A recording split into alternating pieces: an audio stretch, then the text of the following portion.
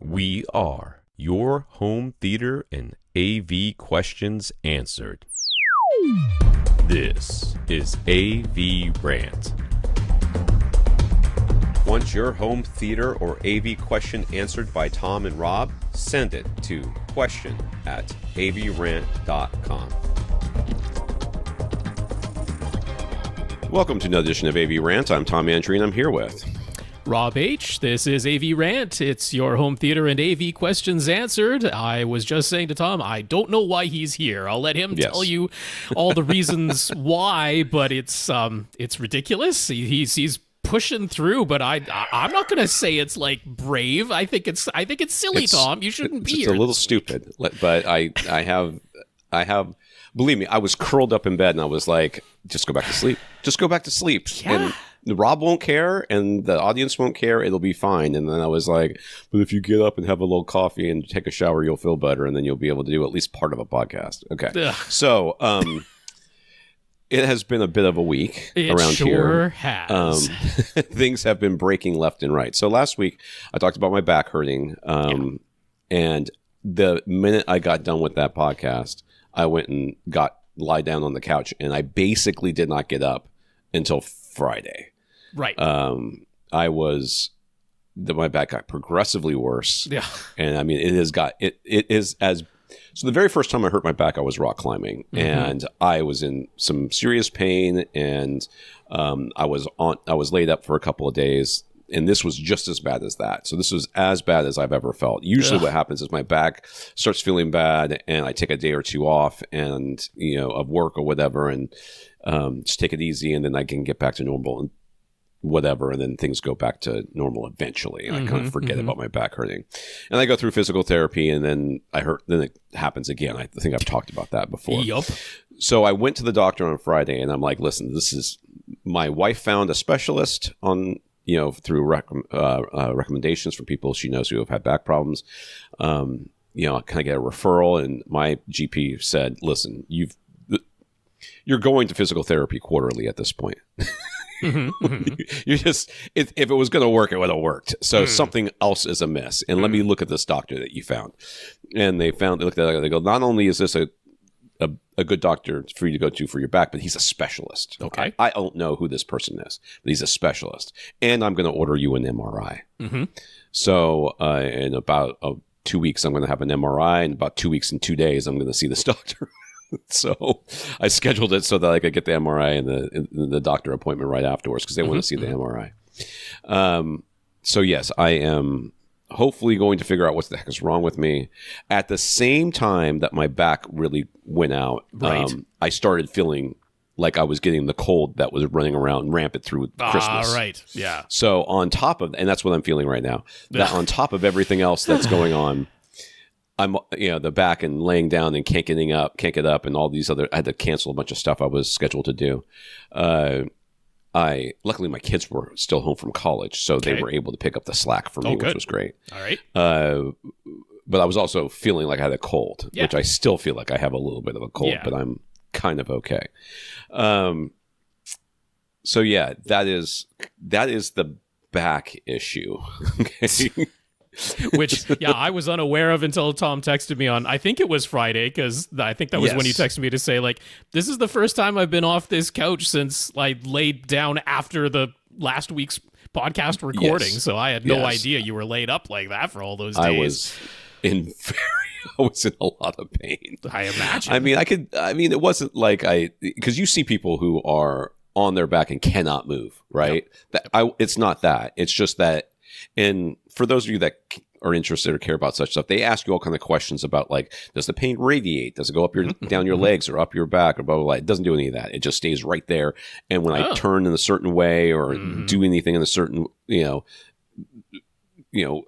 just stress those particular, whatever muscle or group of muscles that are back there in a certain way, it's like getting stabbed right in that spot. It just stops you from moving. Sure sounds like it's nerve related more than muscle related. Very well could be. Yeah. And I don't know what they're going to do. I hope it's non-invasive, because I can't. I don't want another surgery. Thank you very much. So, So there's been that going on. And then Sunday night, my wife and I are watching TV. This is the first time one of the first times I'm sitting upright on the couch. Okay. Because I've been lying down a lot, and then there's another chair. I don't find our couch particularly comfortable to sit on, which is a problem I never mentioned to my wife until now, because I was like, maybe I'll figure. A lot of times I figure this stuff out, like figure out what's the comfortable spot, and it's going to be fine. But haven't found it particularly. So I kind of screw the chair in there that I do feel comfortable in. Seem like a bit of a primary function of a couch, but one would think. Believe me, this is yeah. So we're watching TV. We're watching St. Denis, which is on Peacock. It's a comedy about like a hospital in Oregon or something. I don't know where it is.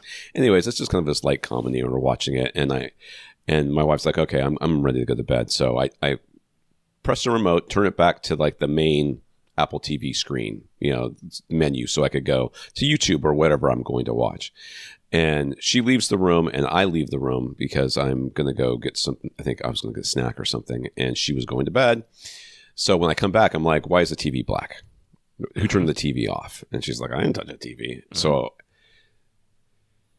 the TV is broken. That's the short version of this. The TV is not working. So I sent Rob a video of it, and I was able to get it to do it pretty consistently. So what would happen is if I unplugged the TV and plugged it back in, it would power on. Okay. And I would see an image for about a second. And that second would be whatever the Apple TV was sending. Okay. Okay. The video I sent you, I had been playing with it, and it messed the TV up. But it would put up the Apple TV image for a second, and there would be a line. Yep. There was a vertical line, looked like a black line on the video you sent to me. I couldn't tell if it was tinted any color, but like not like a single pixel wide, like several pixels wide, but also not a particularly wide line, but a vertical band going right from the top to the bottom, black on whatever image just to the right of the center up. of the screen. So I actually have a better picture of it that I can send you, but but then it would flash back off, and occasionally it would flash up. Like up to 3 times it would flash that image and then go to black. But once it went to black after the 3rd time, it would just stay black. So I had to get on the call with Samsung. Samsung was like, we'll troubleshoot it through text. I'm like, oh, great. Welcome to the AI world. And I had to either go through or lie about going through every single one of their stupid steps that they have to do before they will allow you to get a service call in. So, I mean, I had to change outlets. I had to do this. I had to do a cold restart, a flash restart, which is like sending basically a factory reset, which I had to do like 2 or 3 times before they believed me that I did it correctly. I had to do all kinds of stuff. And in the end, the TV's broken. There's just... it sure looked like a faulty power supply to me. It looked exactly like a faulty power supply. I don't know about that vertical line, though. I'm a little concerned about that part. Yeah, but that can be related to having a problem with the power supply, because it's just like one particular thing is just not lighting up, and there it is. So they're coming on Thursday. Okay. So this is Tuesday, the whatever date this is, the 13th. So this is Tuesday the 13th. They're coming on the 15th. They were supposed to come on the 16th, but they rescheduled it earlier, which I was not at all sad about. And then on top of all of this, yes. I get an email from Rob saying, hey, the emails are broken again. And I'm like, oh, and I am, this is Sunday. So Friday was the first day I was off the couch. I went to the doctor on Friday. I'm kind of moving around a little bit better. By Sunday, I'm getting out. I got out of the house for like the 2nd time, and I was feeling a little bit better. And Rob texted me, the emails have been broken. They've been broken since the 6th. I surmise that simply because January the 6th is the last day on which I got one on the 7th, technically. Okay, so, okay. Just so you know, I did get one on the 7th. In my organized email list, I was like, okay, I don't see anything past January the 6th. Now, very frequently we don't get emails from listeners on the like Wednesday, Thursday, even the Friday. It's very often the bulk of the emails, or all of them, come in over the weekend. But yeah, by the time we got to Sunday, and I was like, I haven't seen any new emails come in, and so I tested it from my own email address, both alternative Gmail, alternative Hotmail, and nothing showed up at all. I was like, that sure seems like it's just not getting through. All right. So I figured out what the problem was. Okay. We talked a little bit ago about how I was paying two different hosting sites to host websites, right? And I switched AVRant from the one that was by itself because GoDaddy was basically how I was paying for the websites, but HostGator was the one that was hosting AVRant for some reason. And they're really expensive. I couldn't figure out why. Right. Well, I think the reason why is because they were handling the email as well. So when I switched it over, everything still worked for a very long time until apparently the 6th or the 7th. Right. And that's when their hosting duties, basically, they shut it off. I see. Okay. Which I did not realize. And we had been testing it and stuff like that. And I thought, okay, well, however the emails are being handled, they must be being handled because it's still working. And I've already shut down that service. Well, it wasn't. So then I had to go back and figure out how I was hosting emails for the other sites, right. AV gadgets and stuff like that. And I couldn't figure it out. So I'm on the phone with Clint, and I'm like, dude, how did you set up how did we set up the emails for AV gadgets? Because I can't figure out who's forwarding these emails. I just need these emails to be forwarded. And he's like, I think Google's doing it. So let me tell you, I don't know what Google is good at, because it certainly isn't searching anymore. It used to be searching. That used to be what they were good at, and then they stopped doing that so they can make more money. Collecting ad revenue. That is what they're good at. That seems to be very good at But what they are not good at is having an intuitive interface to do anything. So it took me a long time to figure out how to get in deep enough down into the admin menus of Google to have them start hosting the AVRant, because all it does is forward. So you send it to Tom at AVRant or question at AVRant, and it forwards to a Gmail account, which is just a free account, right? Yeah. I just don't want. I want their stuff to be like, if my email goes down, if like we shut down AVRant and whatever, I don't want every email I've ever gotten from AVRant to just disappear into the ether because I no longer pay for the service. Yeah. I want it to go to some place where it'll last. So I just want them to forward it through. So we have forwards for questions. We have Rob at AVRant, Tom at AVRant. We had a couple of others. Those are all gone, by the way, in case you're wondering. Lee at AVRant.com. We haven't talked to Lee in a while, but we have his. Those that's not there anymore. I can tell you that right now, because I was not doing that. I'll have to inform you. So I finally figured it out, and it takes it kind of a little while to really fully work for whatever reason, because we were figuring that out. Like Rob was like, if I send an email from this account, it works, but if I send an email from this other account, it doesn't work any longer. But luckily, while I was doing all that, switching the forwarding of emails from HostGator to Google, I broke the AVRant website in the process. Okay. So, which was fun. I was like, and I funny thing was, I immediately got an email. I immediately got it. Like the first email I got to the AVRant emails was somebody saying, "Hey, your site's down, right?" I'm like, "What is happening? What is going on?" I wish I remember who sent me that email. I've got it in the listeners of the week. That was Yannick. It was kind of nice to see an email come in from a listener. No, we saw an email. It's like, "Hey, your website broke," and I'm like, thank you, and I hate you, but also thank you." It's good that we received that email. Which I fixed immediately. I knew how to fix that. That happened very quickly.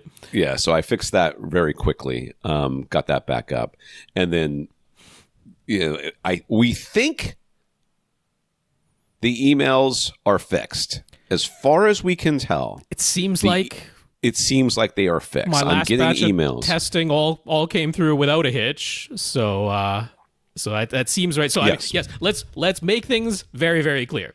If you attempted to send an email to question at avrant.com, to Rob at avrant.com, to Tom at avrant.com, or to the alternative questions with an S at avrant.com, if you attempted to send an email to any of our at avrant.com email addresses last week. Certainly anytime on late January 6th or 7th, 8th, 9th, 10th. Most certainly.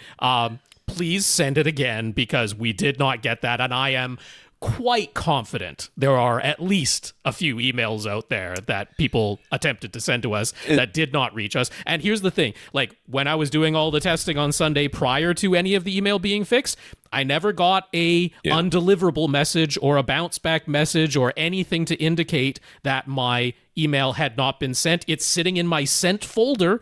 It, by all accounts, it looks like it was sent successfully. It's just that it never actually came through to any of our inboxes, including Tom's inboxes and ones that I obviously don't have access to. It went nowhere. It vanished into the ether. So very similar to what we experienced back in November. That seemed to go on for a couple of weeks. We're quite confident this really was from January 6th to the 11th that this problem was going on, because like I say, we have all the emails that came in on January the 6th, or we think we have all the emails that came in on January 6th, but we don't seem to have been missing any prior to that. So it's last week. But yes, if you're hearing this, please send it again. I mean, all we can do is apologize. This absolutely unintentional, completely unaware of this thing. But obviously a big problem for anyone who was like, hey, I sent them an email and then they never responded and I didn't hear it on the podcast and they never mentioned my name. So displeased about that, but I don't really know what else we can do at this point. Can't go back in time and fix it now. So yes, please send your emails again. That's all we can implore you to do. And for the moment, like if you're sending emails from now on, I'm going to do my best to just quickly reply back and say, like, got it. Like, I'm not gonna answer in full or anything like that, but I'm gonna quickly try to at least reply back and say, yep, got this one, so that you have some idea if after hearing what we're saying right now and you're resending something that you sent between January 6th and the 11th, you'll at least have an indication that it successfully reached us this time. Yeah, it's very strange. I don't know why HostGator was having issues in the first place. Right. I don't know what happened there. Yeah, the November stuff is inexplicable. I have no idea what happened there. This I understand, and we can put a time frame on it. Mm-hmm. What we're going to do is we are going to, after we get this podcast started, which I'm not going to stay for. My back is still bothering me. Sitting in this chair is not good for it, and I'm not going to do it. So I'd rather be. I guess I could technically put this desk into a standing position and do it that way, but I am not going to. Well, also your internet wasn't working this morning, because why not this week? Why shouldn't it be the disaster week where everything goes wrong? The first time this internet has gone down at all at this house, I was lying there in bed and like just trying to go back to sleep and just trying to forget that there was a podcast today, and all of a sudden the internet goes out because I had a YouTube video playing in the background. Mm-hmm. Internet goes out and I'm like, okay, just get up. Yeah. Just get up. It's not meant to be, Tom. You're not allowed. Just get up. So, it's been a week. It's been a week. So yes, the upside is that now that I've figured out the Gmail thing, and I mean the Google forwarding thing, we should be okay on emails. I don't imagine that we're going to run into this problem again. As far as I know, I've never run into it with AV Gadgets, but I never really paid attention to it. Tell you what, that email address gets some email. Right. I mean, I signed up for a lot of press release stuff. Yeah. I get that thing. Like, I would notice if I didn't get emails on that thing, because I'm constantly having to delete stuff. So hopefully this won't happen again, but like Rob said, all we can do is say we're sorry, and we're glad we caught it eventually. I mean, we certainly don't like having to do it this way, and I mean the good news is if you sent an email to us last week, which we didn't receive, like, it should be in your sent folder. It should be as simple as forwarding or copy pasting and sending again, or just forward it. Even replying to it, forwarding it is the easiest, because then you don't have to type anything back out. But bizarre stuff. Don't love that happened. I mean, that all said, that was our bad week. The world news was absolutely insane, so I'm not going to comment on any of that. But we're not going to talk about it. Really doesn't seem like last week was a good week for anybody. Yeah. No. Though my problems definitely do pale in comparison to some of these things that have been going on. So I certainly don't want to make light of that. But I mean, being curled up on the couch seems bedridden or couch-ridden in your case, that puts a damper on a lot of things. At least the TV made it through my illness. I mean, at least I was watching TV the entire time. I mean, and the TV looked great. I mean, I'm very happy with it. Don't get me wrong. It's a beautiful TV when the power supply isn't failing. Yeah. And like we say all the time with these things, it's like if piece of electronic equipment is going to go bad, it usually goes bad immediately. Right. I'm kind of glad that it did. Like if it was going to go, I'm glad it went this early, because then there's no question that you're well within warranty. You might have even been able to deal with things through Best Buy, but I don't think you bought their extended warranty, so they might have told you to contact Samsung anyway. But sometimes when it's this close to when you purchased it, even them. I remember though I purchased it and then I delayed the shipping for like 2-3 weeks or something like that. So I don't know. All right. I guess that's me, Rob. What's been going on with you other than emails?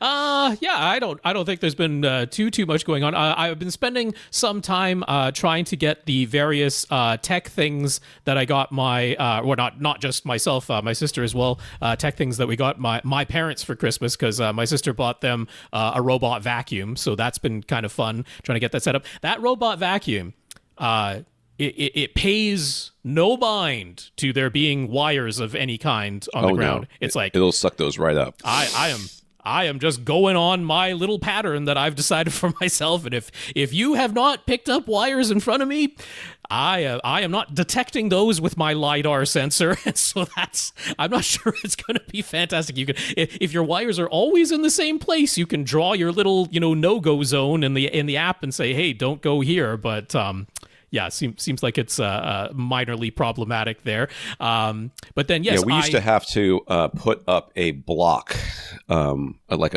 something to block underneath the.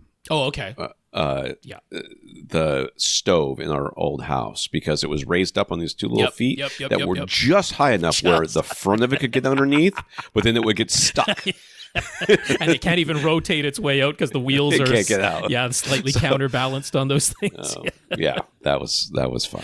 But we installed just some other devices that went in. I'm the person in charge of all those things. And then I got my parents a Sofa Baton X2 of their own, purchased it outright myself for them for Christmas. So I'm still not completely 100% satisfied with the setup on that. There's some more changes I want to make to some macros and stuff, because they do still watch some stuff that's in 4:3. So like just having the macro set up so that you can change the way the aspect ratio shows up on their television, things like that. So I'm not 100% finished with that, but that's kind of what's been going on in my neck of the woods. So can't say it's super problematic, thank goodness, but there you go.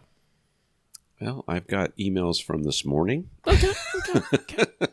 Got emails from, what is this? What account is this? Yeah, this is the right one. 6th, 7th, and then I've erased everything that came in since. Okay. All right. I don't know what days those were. All right. What did you watch, Rob? I started watching or finishing season 1 of Fallout. We've been watching St. Denis, which I think is a perfectly fine show. Mm-hmm. My wife is kind of hot or cold on it as far as some of the plot lines. She finds some of the characters to be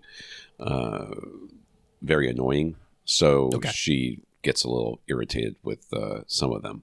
But and I'm guessing overall, she's not watching Fallout with you. She is not. Yeah, I'm still working through season 1. Okay. I guess I had gotten like halfway through the 3rd episode when I stopped, and then I got distracted and didn't go back. So I just picked it up from there because it's not that hard. What a nice series, as far as like it just feels like it's well enough produced. Okay. As far as special effects and everything. Mm-hmm. And it's not like it's like if they decided that they're like, we can't do this, we can't afford it. They just were like, all right, let's not do it then. So you know what I mean? So we're not going to have that. That's not going to be a thing. So you sometimes in the Marvel shows in particular, you're like, and some of the sci-fi type shows, you'll see they're really trying to do a lot as far as backgrounds and CGI and stuff like that. And you're like, this is not improving the show. In fact, it's distracting. Yeah. And I felt like, at least with this, a lot of practical effects. Yep. You know, a lot of Fallout. You know, the big armor thing is very cool as far as how it looks and kind of operates. And it's like, it really only needs sound effects, which you can put in post anyways. Yeah. So, little bit of restraint in the production. Yeah. It's not such a bad thing. And, you know, Walter Goggins, or whatever the heck his name is, of course, is very good. I'm not quite getting why everybody was shipping him so hard last year when this came out. So maybe I haven't gotten far enough into it, but, you know, not quite getting what that's all about. But the main character, who's the actor's name I cannot remember. Ella Purnell? That's it. She's just a delight to watch. She is delight to watch. I mean, you could just... There's some people, and I've experienced this in many different aspects of my dramatic career over the years, all the way back to college. There's certain people that when they experience, or when they're acting and their character experiences a thing, you experience it just by watching them. You can see it on their face. You can, you know, it's like that whole, their smile lights up a room sort of thing. It's that, but everything. And she, to me, is like that. Like, when she is disappointed that the world is not working the way that she was expecting it to work, I am also disappointed in that the world is not working the way that she's expecting it to work. I'm like, you're right, Ella. You're right. It shouldn't be this way. This is. It does help that she basically looks like a real life cartoon, or a cartoon come to life, because those gigantic emotive eyes that she has, I think, are a lot to do with it. But that's not, you know, I mean, a lot of people have, you know, large eyes and can't do this and don't do this. And I think it's partially training and partially it's just natural. It's just how they are. I've seen this before, and she's just such a joy. It's such a delight to experience. Like, every time they cut away from her, I'm like, do we have to? Well, yeah, I only watched the very first episode, not because I didn't like it. It's just one of the things I went on to something else, and I've just never managed to find the time to come back around. But yeah, I mean, it opens with her story, but there's essentially like kind of 3 stories going on, and it was like, once the first episode went on to the other guy's story, I mean, I was sort of compelled by the Walton Goggins stuff at the very, very beginning. But then, we were mostly watching Ella Purnell's character, and then it went on to the third guy, and I was just kind of like, I just kind of want to follow Ella Purnell's character. I don't really care about anybody else. I felt in this exactly show. the same way. And I will tell you that those two, Ella and that guy, meet up at some point. Oh, I would assume, yes. Yeah, what you would assume that all 3 of them are going to meet up at some point. Yeah, of course. But Ella and that other guy meet up at some point, and I agree. His story is much less compelling. Okay. Mostly because I don't like the character as much. You know, I'm not as interested in what happens to them because they don't necessarily strike me as I'm not as invested. But you know, we'll see how it goes. So far, I'm really, just from the standpoint of the production of it, I'm very much liking it, because, like I said, it doesn't feel like it's trying to do too much, but it does enough. And it definitely has that mood, that feel. And I really like the where the story is going as far as the vault that she left. Yeah, I like, you know, how they're kind of building that. That is starting to become like, I'm like, okay, if you're going to cut away. Cut to the vault, because that's that thing I care about, and I care about Ella, and everything else can go suck it. I don't care about the rest of it. They will burn the world down. I just care about these 2 things. Is all of season 2 out now, or are they still releasing a cut? Because they were releasing that once a week. So by the time I get to it, they'll be all released. By the time you get to it, they'll all be out. You could binge through it if you wanted to. Yeah.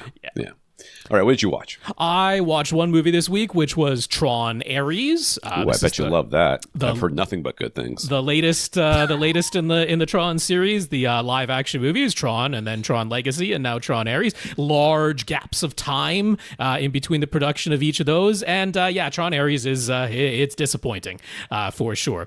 Can we stop giving Jared Leto roles? Why does everybody hate him? I don't quite remember. I mean, other than being like a cult leader, like he's got his own little cult, and he's a psycho on set, and seems like a horrible. But is he truly awful in real life, or is he just? Hey, man, I can only go by the reports of people who have worked with him. That's the only thing I can say. Well, sure. Anyways, I don't feel like I enjoy his acting. I enjoyed the stuff that he's been in. But I'll tell you right now, if he was, anybody who is doing method acting simply so they can be a complete jerk to everybody around them, they never method act when they're playing like the nice guy. Like, I'm going to be a method actor, so I'm going to go out and start volunteering at my local whatever. That doesn't happen. I mean, maybe it does, but I've never heard of it happening. They're like, oh, my character is the Joker. I'm going to mail you a dead rat. I'm like, okay. Yeah, I mean, those were the stories. Again, I don't know. I feel like maybe he's being judged unfairly, but I honestly don't know either way. But regardless, it wasn't that he particularly made this movie better or worse. I mean, you could have plugged just about any competent actor into that role, and it would not have made a lick of difference to this movie whatsoever. So here's the thing. Shot entirely in Vancouver. Very recognizably, it was Vancouver. I was noticing all the places I've driven by many times. So I was like, okay. They didn't do any massive digital manipulation to change the way the city looked or anything like that. Now, Tron Legacy was also shot in Vancouver. Look different than this movie. You have completely different writers, completely different director on this Tron Ares. The director was Joachim Roning, who did Pirates of the Caribbean, Dead Men Tell No Tales. I don't remember which one that is. So it's not that he hasn't worked, with a large budget for Disney before. Yeah. But I was looking at this movie, and it is not shot interestingly.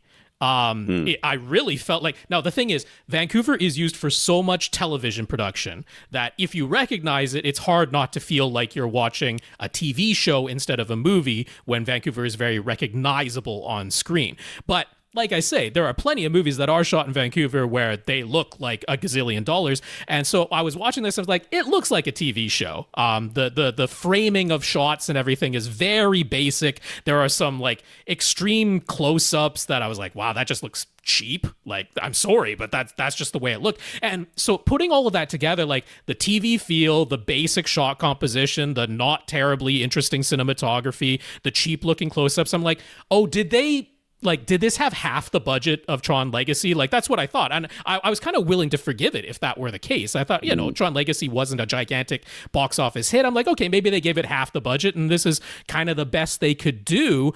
No, this thing cost $50 million more than Tron Legacy. And I'm like, where did that money go?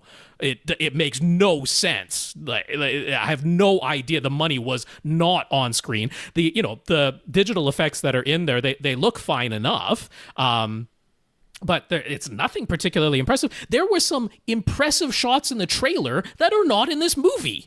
And I'm geez. how the heck did that happen? Did you honestly make that shot just for the trailer? Why didn't you use some of the impressive shots from the trailer in this movie? You could have used it.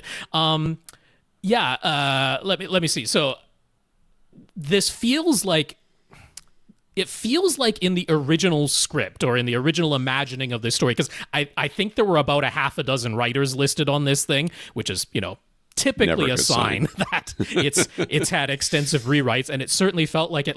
There were little nuggets in here that felt like they could have been kind of good ideas, but they didn't get to actually show up on screen and form a cohesive narrative. The thing that's most disappointing about this is that if you think back to the original Tron, and then if you think to Tron Legacy even, it's one of the things I kind of enjoyed about those movies is, the original Tron, they were trying to do this personification of the parts of a computer, right? All the little parts that make a computer work, they turn those into personified characters that you saw inside the grid. But it wasn't quite right. If you know how computers work, it wasn't quite right. So you have to do these kind of mental gymnastics to be okay, I see what they were going for. And somebody who was writing that script, they heard about certain parts of a computer and they're like, well, how can I turn that into a character? But it didn't. But it was kind of fun, piecing together the mental gymnastics of okay, this is the component of a computer motherboard that this character is representing in the original Tron. It's not quite right, but you're kind of twisting your mind around to make it fit. And then there was also just this sort of sense in the original Tron and in Tron Legacy of, it just feels slightly out of grasp. Like, I don't quite get what's going on here entirely. Like, it doesn't completely make sense what I'm watching, but it's like, it's just close enough. And I mean, you even had the Jeff Bridges character in Tron Legacy being like, it's digital jazz, man. And it's like, yeah, that pretty much describes it. Like, that made sense to me. This completely had none of that feeling. This was like, we are going to hold your hand, we are going to have horribly obvious ADR, and we are going to explain everything to you like you are a baby and make sure you do not feel lost at all in this very, very simple movie.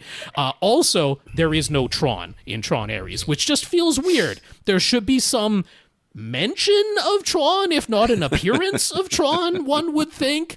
Tron was a character. I mean, that's the whole thing. Tron fights for the user, which was a theme of this movie, but without any mention or display of Tron, which was kind of strange.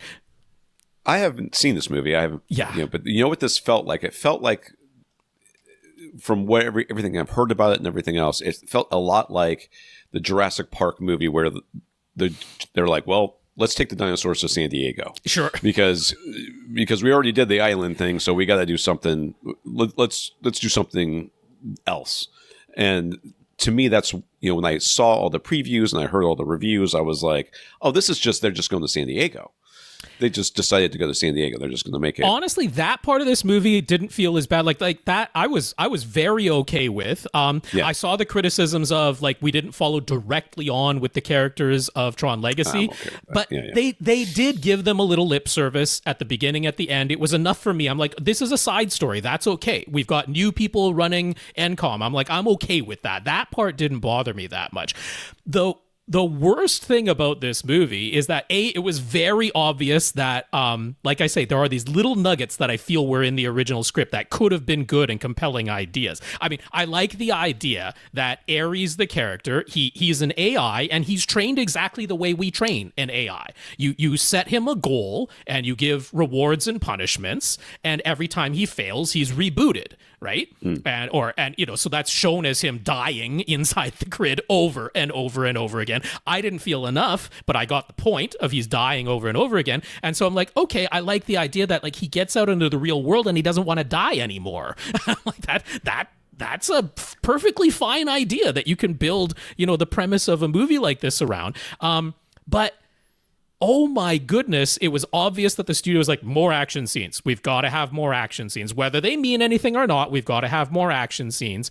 And they are so lacking in any impact.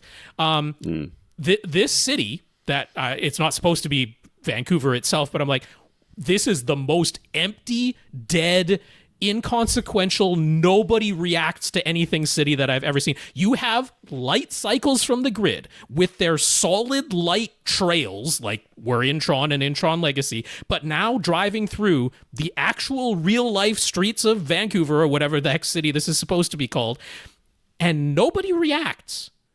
That one car crashes, one in the entire city. They're driving through downtown and one car crashes into the light beam. Sunday. And nobody reacts. It was bizarre. And then I don't know what happened to the sound in this movie. Maybe it's just because I was watching it on Disney Plus, but like, where was the bass? Where was the impact? There was nothing. When things crashed, they went like, I guess they're doing the digital delete sound, but I'm like, yeah, I want to feel something when these things like crash and disintegrate. Like, the original movies didn't feel like that. There was no sense of speed in this movie. I'm like, how just copy the shots you did before. You got a sense of speed in the previous Tron movies. How did it go this wrong? It felt like everything was moving at 5 kilometers an hour. Like, what is going on here? There was no need for slow motion because everything was already going slow, even though supposedly it's going fast. When characters are whipping through the grid, and you know how there actually is kind of water in the grid in the original Tron? It's like, so there's water in this, and they're like whipping along on a digital jet ski. There is zero sense that the characters are experiencing any movement whatsoever. They look like they are completely stationary on a 100% stationary set on a green screen, and that is what it looks like. I'm like, it's such. I've seen them do shots like that where they take and they put like a cordless drill and they attach it to the camera and they put like an offset weight. to spin, and they turn the drill on so it spins this weight, and it shakes the camera so they can't help but shake it, and it shakes it. They try to hold it still so it gives that sense of movement. Something. Give me any sense that there's peril or consequences to any of this stuff. Jodie Turner-Smith is here as the other main digital character. Just completely wasted. They're just like, yep, you're just monotone. You have absolutely nothing to you. And I'm really sorry. There's a scene where she's supposed to be running after our main human character, played by Greta Lee. Greta Lee from I'm forgetting that Korean movie that I loved so much that she was the main star in. I'm forgetting. Parasite? No. It was just a small little drama.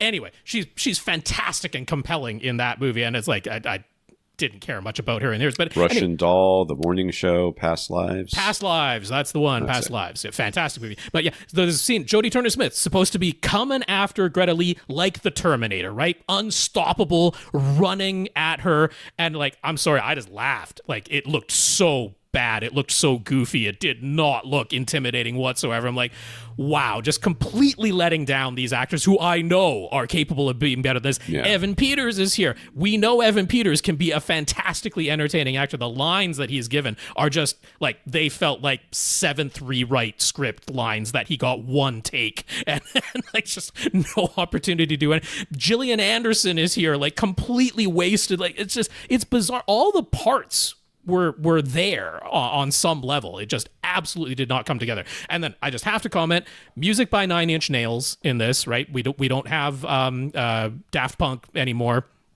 who did Tron Legacy and got so much deserved praise for the soundtrack in Tron Legacy. But Nine Inch Nails, I'm like, okay, they can write some fantastic music. They go for the electronica sound, but it was strangely, like, the music in this movie is strangely chill. It did not work for me. Like, it just. I'm going to be honest with you. Every movie I've ever seen that's had an album by a single, and this includes Black Panther. I'm sorry. Mm-hmm. Every movie I've ever seen that's had a single artist doing the entire movie, I've never felt like that was a good choice. That includes Flash Gordon. No, but Tron Legacy. That's Queen. Tron Legacy was good. I guess I maybe didn't know that, and I've seen Tron Legacy. Or how about Highlander? I mean, Highlander was Queen too, and that's an epic soundtrack. It's an epic soundtrack, and maybe it's because of the time that was where that sort of works a little bit better. But for the most part, I find that you're like, yeah, you're really good at writing some music, but a movie often needs vastly different music. When you say Nine Inch Nails, you don't think kind of laid back chill. Like, that is true. And I don't know that's what, like, there were certain scenes where that's clearly what they were going for, and it actually did make sense. But like, the entire soundtrack was like, it's kind of chill, and I'm like, it doesn't fit. I don't know. Like, it wasn't incompetent music in any way. It just didn't quite fit. So yeah, this is multiple things where I'm like, each individual little piece, I'm like, on its own. I'm still going to watch it, by the way, in case anybody's wondering. All these things I'm saying, I'm still going to watch this movie. On its own, all of these individual pieces are not bad. Other than the completely oversimplified baby hold your hand script and plot in this. So it just didn't give the feeling of Tron whatsoever. But yeah, certainly much less than the sum of its parts, unfortunately. So yeah, I can't say I was terribly impressed with any of this thing. It is interesting though. Like, I find it interesting to be like, Tron Legacy didn't get great reviews, but I'm like, just compare and contrast Tron Legacy versus Tron Ares, and like try to really nail down and pinpoint why Tron Ares is so much weaker than Tron Legacy was. Last thing I want to say, I mean, I know this is the modern thing, and I guess it's a Disney thing too, but it's like Tron and Tron Legacy had a little bit of sexiness to them. Like, it wasn't like overt, it wasn't like super sexualized at all, but like there was a little bit of sexiness to those movies, certainly in places. Like, Tron Ares is the most sexless movie that there could possibly be. There is no sense of any sex appeal in this movie. And it's like, and you got Jared Leto and Greta Lee. Like, you could have had some sex appeal if you wanted to. It wouldn't be that difficult. And they're like, nope, this is a completely sexless movie. Yeah. That's weird. Yeah, I mean, you're right. I mean, there's no reason not to. You're paying for all these people who are who are very attractive. Right. Just let them be attractive. It's not that hard to do. It's not that hard. Let's be honest. And I actually felt a little bit the same way. I mentioned this when I was watching Nobody Wants This. When the first couple of episodes, Kristen Bell was just lit and maybe makeup, I don't know, so poorly. I was like, how are you making her ugly? Yeah. Like, how are you making, and then she wasn't ugly, but you know what I mean? Yeah. How are you making her look weird? I mean, because oftentimes very attractive people are weird looking if you see them in real life. Angles. Yeah. And if you see them in real life, you're like, oh, you're really pretty. Oh, you're weird. Okay. So, you know what I mean? As they turn, you're like, okay, you are very angular and you're very, you're sometimes very symmetrical and stuff like that. Sometimes a little out of proportion in real life, but then you get the camera at the right angle and it all looks good. Right. And, with a movie like this, you were like, hey, you've got the money, just light them correctly, put them in something that is a little bit flattering, and just let them be them. I mean, they're computer programs. We know how we make computer programs look because we've seen video games, right? Believe me. But like Greta Lee, like it's not like Past Lives was in any way a sex charged movie. It was a romance, but it wasn't at all like that type of way. But it's like her performance of that, I'm like, yeah, I get why this guy has been in love with her since childhood. Like, it's not hard to understand. Like, she is entirely capable of being a very, attractive person. And it's like, well, that's just missing in Tron Ares and not her fault. Weird. It is weird. All right. Let's get to let me just say, I'm going to go through the opening here, and then we're going to talk about we're just going to list the names of everybody whose questions we have so that you have the information right up front. Well, and I mean, I'm leaving. You can go. I can carry on, or I can rope somebody in or whatever. We'll get through this opening thing. So this is AVRant, the podcast that answers your home theater and AV questions. To get your questions answered, all you have to do is ask us by emailing us at question@avrant.com, which should work. Should work now. Go to our website. You can't leave a comment there because that's awful. Yeah. That just opens up the floodgates to bots, and I can't take it. And I'm honest with you. The bot network that's out there that just floods your comments trying to hack your site. It's not worth it. It really isn't. It's just it just isn't. Let Google have their YouTube comments open and they can deal with it. And then we'll ignore those comments. Come to the website, find our shows, our show notes, our audio and everything. The show notes will have links to any products or articles we refer to in our answers, as well as a Flickr album so you can follow along with the pictures that we'll be referencing, or Rob will be referencing this week if he goes on to answer questions. Sure. Facebook.com/AVRant podcast, YouTube.com/AVRant is where you can find us on those other sites. YouTube will have the pictures embedded in the video so that you can just look over to the side, and there they will be. I assume you'll be working on a different screen while you're listening to the podcast on YouTube. That's what I would do. Let's see here. Contact us directly, rob@avrant.com. His socials are at First Reflect. I'm Tom at avrant.com. And those things should all work. As far as I can tell, they work. Yeah. We want to thank our listeners of the week. Become a listener of the week. Support the podcast in some way. One of the ways you do that is going to avrant.com, click on the Buy Us a Cup of Coffee link, and send us a PayPal donation. This week we had Keegan do that, and Keegan left a message when he left his donation. He says, how about we get CEC 2 instead of Dolby Vision 2? I honestly don't know which one I need less in my life, but I think it's probably CEC 2, to be honest with you. I don't really need either one of them, but sure, let's go. Maybe CEC 2 will actually work. Not sure how much trust I want to put in the idea that if there were a CEC 2, it's probably because there are new features added, and how much confidence I have that those new features would work any better than the original CEC is pretty low, whereas Dolby has a pretty decent track record of the technology they release actually functioning. That's true. So I just don't see anything in Dolby Vision 2 that makes me want to run out and get it. I'm not champing at the bit for it, but thank you, Keegan, for the PayPal donation. That much is very much appreciated. Thank you. And if you want to support us monthly, go to patreon.com/AVRant podcast, where you can become a monthly contributor. That'll take some money from you every month and give most of it to us. We have currently 121 patrons, including Elongo. So thank you to our 121 patrons. That's right. That is patreon.com/AVRant podcast if you'd like to sign up to make an automatic monthly donation. So big thanks to our 121 patrons over there. Elongo, thank you for being one of them. We got, if you can't support us financially, support us in some other way, we'll mention you here. Yannick, of course, we already mentioned, but we'll mention him again. Emailed us when he noticed our website problems this weekend, so thank you, Yannick, for that. Yes, thank you, Yannick. And unbeknownst to Yannick, helped confirm that the emails was working again. So you're double thanked, even if you only intended to help us in one way. Thank you twice. Kurt also reached out to me on a separate matter, and I said, hey, while we're talking, email all the email addresses and let's see if they come through. And they did. So It was nice. So thank you, Kurt, for that. Yes, thank you, Kurt. I appreciate that sort of help. It does take a little bit of time out of his day, so I appreciate that. And Alongo offered to send Rob a donation to put towards his eventual direct live art upgrade. So thank you, Alongo, for that offer. And he went and came through with that once I replied to that email, which managed to make its way through on whatever it was, Sunday or Monday or something like that. So there we go. Alongo, thank you very, very much. It was very generous of him and very nice. It doesn't pay for the entire thing. Don't worry, folks. He's not giving me that kind of money, but it puts a little dent into it. And that'll be on the way at some point.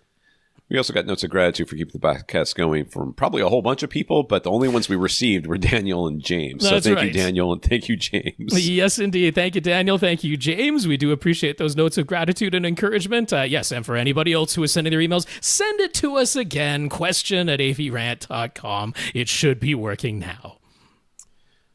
Jesus, this is a lot of news. There's Rob. a lot of news. If you want to go, Tom, you feel free to go. I'm going to try to make it through the news, and then I'm going to go. In the news, we said we'd be on the lookout for more home theater news from CES last week, and there certainly was. SVS announced there are 3,000 revolution. I don't know how you're supposed to say this. Evolution, you could say. It's I dumb. guess it's a vertical line for the revolution. It's dumb, and I don't like it. It's just revolution, but I'm typing it the way they type it. It's fine. You're typing it correctly, but that line in the middle is a hard stop. So it's evolution. It could be. The Evolution series subwoofers, which will be taking the place of the new, now discounted 3000 series. And they also showed off a surprise in the form of their new Evolution soundbar. Yep. You didn't hear about this news, Tom? I mean, you were laid up on a couch, so I did see that it was there, and I did not look at it too closely. I saw that there was a soundbar, and I rolled my eyes and I looked at something else. And our Evolution Soundbar Max bundle, so we're going to dig into it. The 3000 R Evolution series subwoofers introduces 3 new models, the SB3000 and the PB3000. Both use a new high excursion 13-inch driver that utilizes a split wind. Split wind. Wind and wind are spelled the same? I did not realize that. Yep. I did not. I swear to you, I don't think I've ever. It's never consciously. I've never read them in the same context, so they or the context where you could switch them and they both kind of make sense. But because split wind, I mean, who knows? They could be talking about the air going through the driver. I don't know. Split wind voice coil to take advantage of SVS's current amplifier designs that basically act as dual monoblocks. The 3000. Our Evolution series drivers do not have the dual voice coils found in the 17 Ultra and 5000 series, but the split wind voice coil allows the new drivers to take advantage of the considerably increased amplifier power. Great. Speaking of which, the SB3000 R Evolution and the PB3000 R Evolution use a new 1200 watt RMS 4000 watt peak Class D MOSFET based amplifier. That's an increase from the 800 watt to 2500 peak amps that were in the original 3000 series, and its built-in DSP gets a spec bump as well. No pricing is announced yet, but they're going to be released soon, potentially just probably a few weeks, but certainly within Q1. SVS mentioned they're nearly the same cabinet dimensions as the original 3000 series, but ever so slightly larger. SB3000 R. I'm going to just call it R. The SB3000R claims minus 3 dB extension down to 17 hertz, and the PB3000R claims 16 hertz, but also has a variable port tuning. So you've got that going on there. That's right. And it does appear it's going to be the same black oak veneer finish and piano gloss black appear to be the options yet again. There's going to be a new 3000 Micro R. It won't be launching until later in the year, and specs weren't fully disclosed, but it does use a pair of larger 9-inch dual opposed drivers. The SVS says will allow it to play deeper and louder than the original dual 8-inch S3000 Micro model. Yeah, so the 3000 Micro, the dual 8-inch one, that's still on their website, available just to purchase. But the original SB3000 and the original PB3000, they're not on the website anymore. I think we mentioned that last week. Somebody was complaining about it, right? Yeah, so the SB3000 Revolution and the PB3000 Revolution, really we genuinely do expect that they'll be showing up quite soon. But the 3000 Micro Revolution, that's going to be coming a bit later. So they're continuing to sell the dual 8-inch is going to get replaced, or I'm not sure if it's going to be maybe in addition to, because maybe they consider them different enough, and maybe there'll be a difference in price. They didn't outright explicitly say that the 3000 Micro Revolution is replacing the 3000 Micro, so there's a chance those actually go side unless by side. The size is considerably different. I would think they would be a replacement. It's basically the same size, and I don't see why they would keep both of them on the site. And then for the surprise, SVS, of course, will be releasing their first soundbar, the Revolution soundbar, and the SoundBar Max bundle. The soundbar itself has a straightforward driver design. It's a 3-channel soundbar, left, right, in the center. Nothing fancy. And each channel uses an identical 3-way design with forward-firing tweeter and mid-range and an upward-facing racetrack-shaped woofer. So like what? Is it rectangular or is it oval? I guess you would call it an oval. It's not perfectly oval. It's like a rectangle that's been rounded around the short edges. Yeah. And I mean, so the reason that is up firing is simply because they can make the soundbar deeper than it is tall. Right. So it makes sense that the larger bass woofers take advantage of that depth. And because the bass is not terribly directional, it's perfectly fine to fire that upward. But this is not some kind of like upward firing driver. Right. They're just like the bass drivers. We can make them larger by having them just oriented in position so that they're firing upward. And then the very small tweeter and mid-range driver are firing straight forward, left, center, right. So there's 9 drivers total in the R Evolution soundbar and 60 watts per channel of Class D amplification. It will have an HDMI E-ARC port, but it's also borrowing from SVS's Prime Wireless series for the full suite of built-in streaming and wireless capabilities. It also comes with a new R Evolution wireless sub, and yes, there's an option to connect 2 of the wireless subs, so that's good. The new sub is kind of like a blend of the SB1000 Pro and the SB2000 Pro with a sealed 12-inch driver design and a compact cabinet that's barely wider than the driver itself, but with this 600-watt amp built in. Yeah, so it's almost like it looks very much like the cabinet of the SB1000 Pro, but with the amplification of the SB2000 Pro. That seems like what's going on there. But of course, the wireless part of it is completely built in. Yeah, so the SoundBar Max bundle adds a pair of wireless surround speakers, each with 50 watts of amplification built in, and a basic 2-way tweeter plus woofer design. The wireless sub and the surround speakers borrow from SVS's SoundPath tri-band wireless audio adapter. They're just basically building all this stuff in for you that you done in a different way, which I think is brilliant. They've got the technology. They're like, well, why don't we just put it all? It makes sense. Why not borrow from stuff that already works well? So I rolled my eyes at the soundbar when I first saw the picture because I was like, oh God, it's going to be stupid. But it's actually sounding pretty good to me so far. So let's keep going. Try the wireless audio adapter for an interface-free wireless communication between the soundbar and the subs and the surround speakers. There was no mention of DTS decoding. Only Atmos was mentioned, but SVS does not believe that upward-firing Atmos drivers are the best solution. Instead, they're purely relying on Dolby Atmos height virtualization, which is built in, and they'll be adding their own auto EQ system, which we're still waiting to be added to their subwoofers after it was announced way back when the 17 Ultra series first came out. So again, we do not buy things based on promises. We buy things based on things they do. So assume this will never come, and if it does, then great. Right, yeah. There's no prices or release date announced, but they're aiming for Q2. Yeah. I think I like this. I mean, I think I do. Price is going to be a factor in how much I like this. We don't know what the price is going to be. Well, the tri-band is not cheap. It is not to cheap. begin with. 2 subwoofer. I mean, obviously they're optional, but the Max comes with what? Just the surround speakers, right?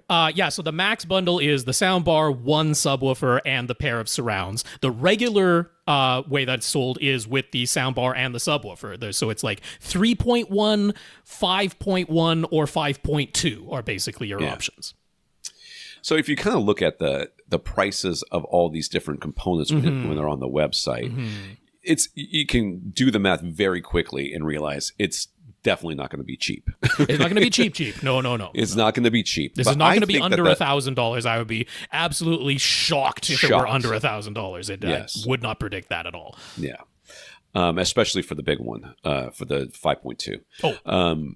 That's going to be pricey. So, maybe even $3,000, which I don't know. I mean, obviously we have no idea. I wouldn't think it's as high as $3,000, but $2,000 for the 5.1 package is not out of the question. Like $1999 or whatever. Something like that. Yeah, makes sense to me. We'll see. We'll see what they come up with. But I think the reality here is SVS once again has said to themselves and to the consumer, hey, we're going to do something that we know actually works, and we're not going to care that somebody else might buy a different somebody else is going to put a product out that has a bunch more drivers in it, and you're going to go, well, that one must be better because it has more drivers. We're going to do the Atmos height virtualization rather than... I mean, I kind of like that they came to the exact same conclusion as what I've been saying for a while now, which is like the height virtualization, not bad. Like, I do think actual physical speakers above you is superior, but I'm like, if I'm comparing upward firing, bounce it off the ceiling versus height virtualization, I'm like, I think I'm going to take height virtualization, partially because I genuinely think it sounds as good, if not better, and then obviously costs less to not have to purchase upward firing modules of any kind. So, I gotta be honest with you. I like this a lot more than I was expecting it to be a Velodyne level cash grab. And if you remember, Velodyne went from making subwoofers to one day just releasing headphones because everybody was making headphones, and I was like, "What are you guys actually doing?" Well, the other thing was, this makes sense to me. I saw a short interview that was done at CES with Gary Yakubian, and he was like, over the past, I think he said 3-4 years, maybe 5 years, he's like, he's been listening to a bunch of soundbars, some of the popular ones, some of the inexpensive ones, but he's just like, I'm not very impressed by any of them, really. I'm like, you know what, Gary? I've been saying the exact same thing. I'm like, I've picked out a couple where I'm like, I feel like this is a good value, where I feel like you're getting your money's worth and you're not paying more than you should. And I've got a couple that I picked up, but I'm like, the majority of soundbars that are out there, even some of the ones that are highly regarded and are recommended frequently, I'm like, I'm not that impressed by them. So I don't think they're wrong that there is... I don't think there's a marketing hole out there. I don't see any gaps. Just a performance hole in the marketing, but a genuine performance gap exists in my mind. That a truly good sounding soundbar, I wouldn't mind. But price is going to be a key factor in it. Klipsch and Onkyo have new products to announce, as well as closer integration between the two brands. Let's start with the new Klipsch, the 5s, the 7s, and the 9s. These are self-powered speakers using the same 1-inch titanium horn-loaded tweeter across all three models, paired with the 5.25, 6.5, or 8-inch woofers. I guess the 8-inch woofer is the 9s. That's what's in the 9s. 6.5 is in the 7s. 5.25 is in the 5s. The horn is a new design that aims to reduce edge diffraction, and they will come with optional, magnetic grills. The main upgrades are inside. They now include the same chips and processing as Onkyo's receiver, so even though they are strictly self-powered pairs of speakers with an optional subwoofer pre-out, they can decode and play back Dolby Atmos signals. And speaking of Onkyo receivers, they have a whole new lineup to announce, including the first dedicated Pre-Pro from Onkyo in quite a long time. All right, you ready for this? I'm going to speak fast because I didn't bring my plug in here and my computer's dying. Okay, well, I'm just gonna quickly say I'm gonna show an image, a screen grab that was borrowed from AVS Forum's YouTube channel because they had the best image of the full lineup of this thing. So credit to them. I'm borrowing a still image so I can show off the lineup of these receivers. Okay. I don't see that. Oh, it's down at the bottom. I see.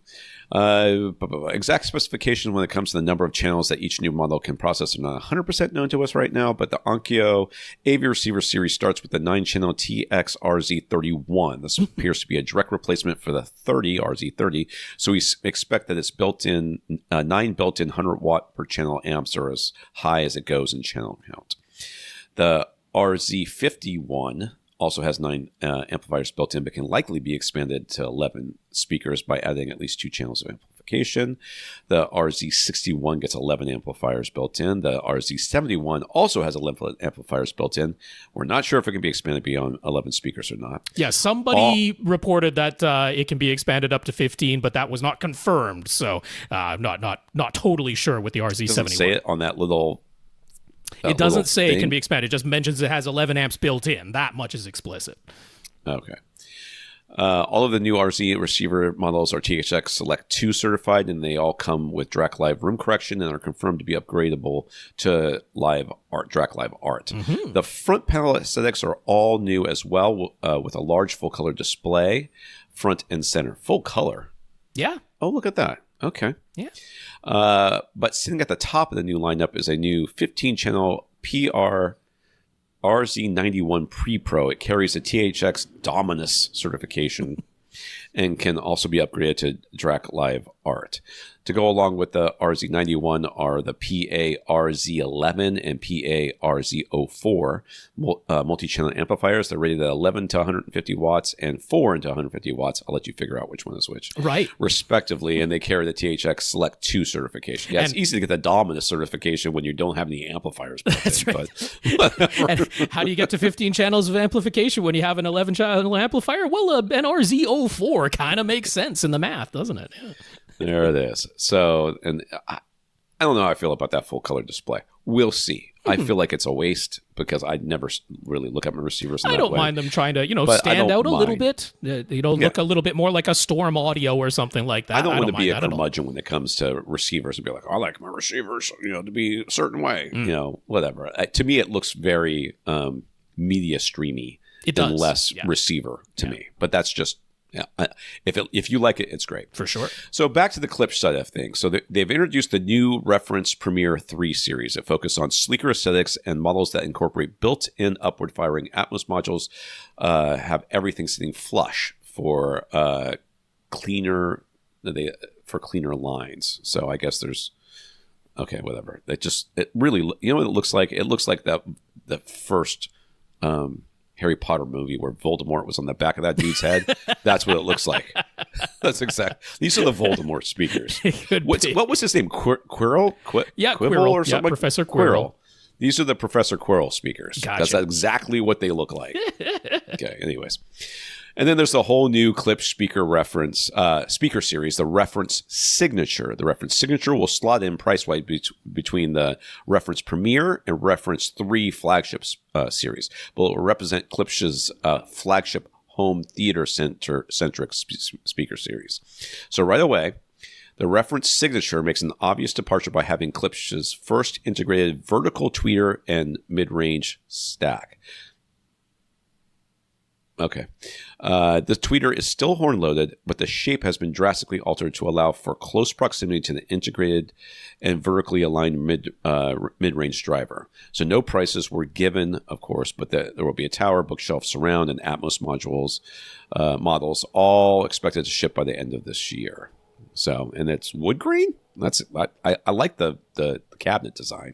Yeah, I mean, choice of finishes, of course. There will be a black version, but yeah, they're going with, I don't know if it's a real wood veneer or if that's a vinyl veneer, because some of those vinyl veneer wraps, it's really hard to tell just by looking at it. They can look very, very good. At this price point, I would kind of expect it's probably real wood veneer, but I don't know that for certain. But I like this. I mean, how well that new horn-loaded tweeter mid-range stack is genuinely going to work. We're going to have to wait for some measurements and listening tests to confirm, but I like overall the direction that they're heading. It's a little bit more science and measurement based, and the idea of a Klipsch center I that expect actually the MTM design to come out not too far from right. now, to be honest with you. But so if you're having a hard time understanding what this vertically aligned mid-range thing is talking about, if you look at the tweeter, the horn actually is like the mid-range is actually into the horn if you look at it. Yeah. So it makes it a lot closer physically the tweeter than you would normally see with a Klipsch speaker, where the tweeter is often at least the center of the tweeter is as far away as the two centers of the woofers are from each other. So this gets them a little bit closer. So I can anticipate there being a double of this with a mid-range on each side, squishing into the tweeter. And maybe that's what the center looks like. I don't know. I can't see. No, I mean, the center is still one tweeter above one mid-range, but I like seeing that from Klipsch. You know, we really haven't seen that from Klipsch before. It's always been just a horizontal array of drivers. Haven't seen the tweeter above the mid-range before, but also, that new horn design, it's looking closer and closer to JBL Pro's HDI horn design. It's like, maybe the science knows a thing or two. It really does genuinely work that shape. All right. And lastly, just a bit of a tease, Klipsch was showing their prototype Project Apollo bookshelf speaker. The prototype Apollo Tower, unfortunately, suffered chipping damage on its way to CES. Project Apollo is squarely aimed at two-channel listening.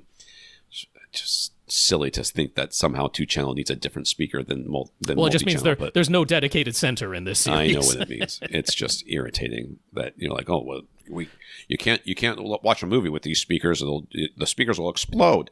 Not a whole lot of details were given, and no Apollo speakers are expected to even ship this year.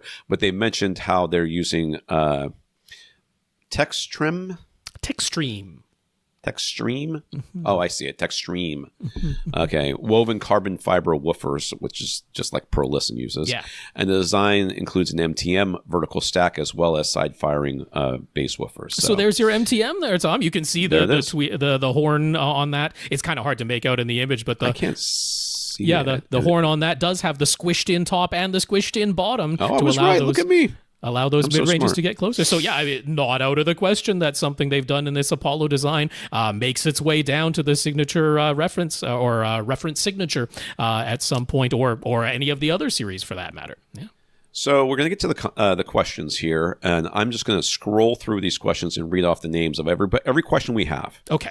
Some of them are from last week that we didn't get into the podcast, and some of them are new. I don't know how many are new. We'll find out. But basically, if you don't hear your name, send your question again. That's right. Okay.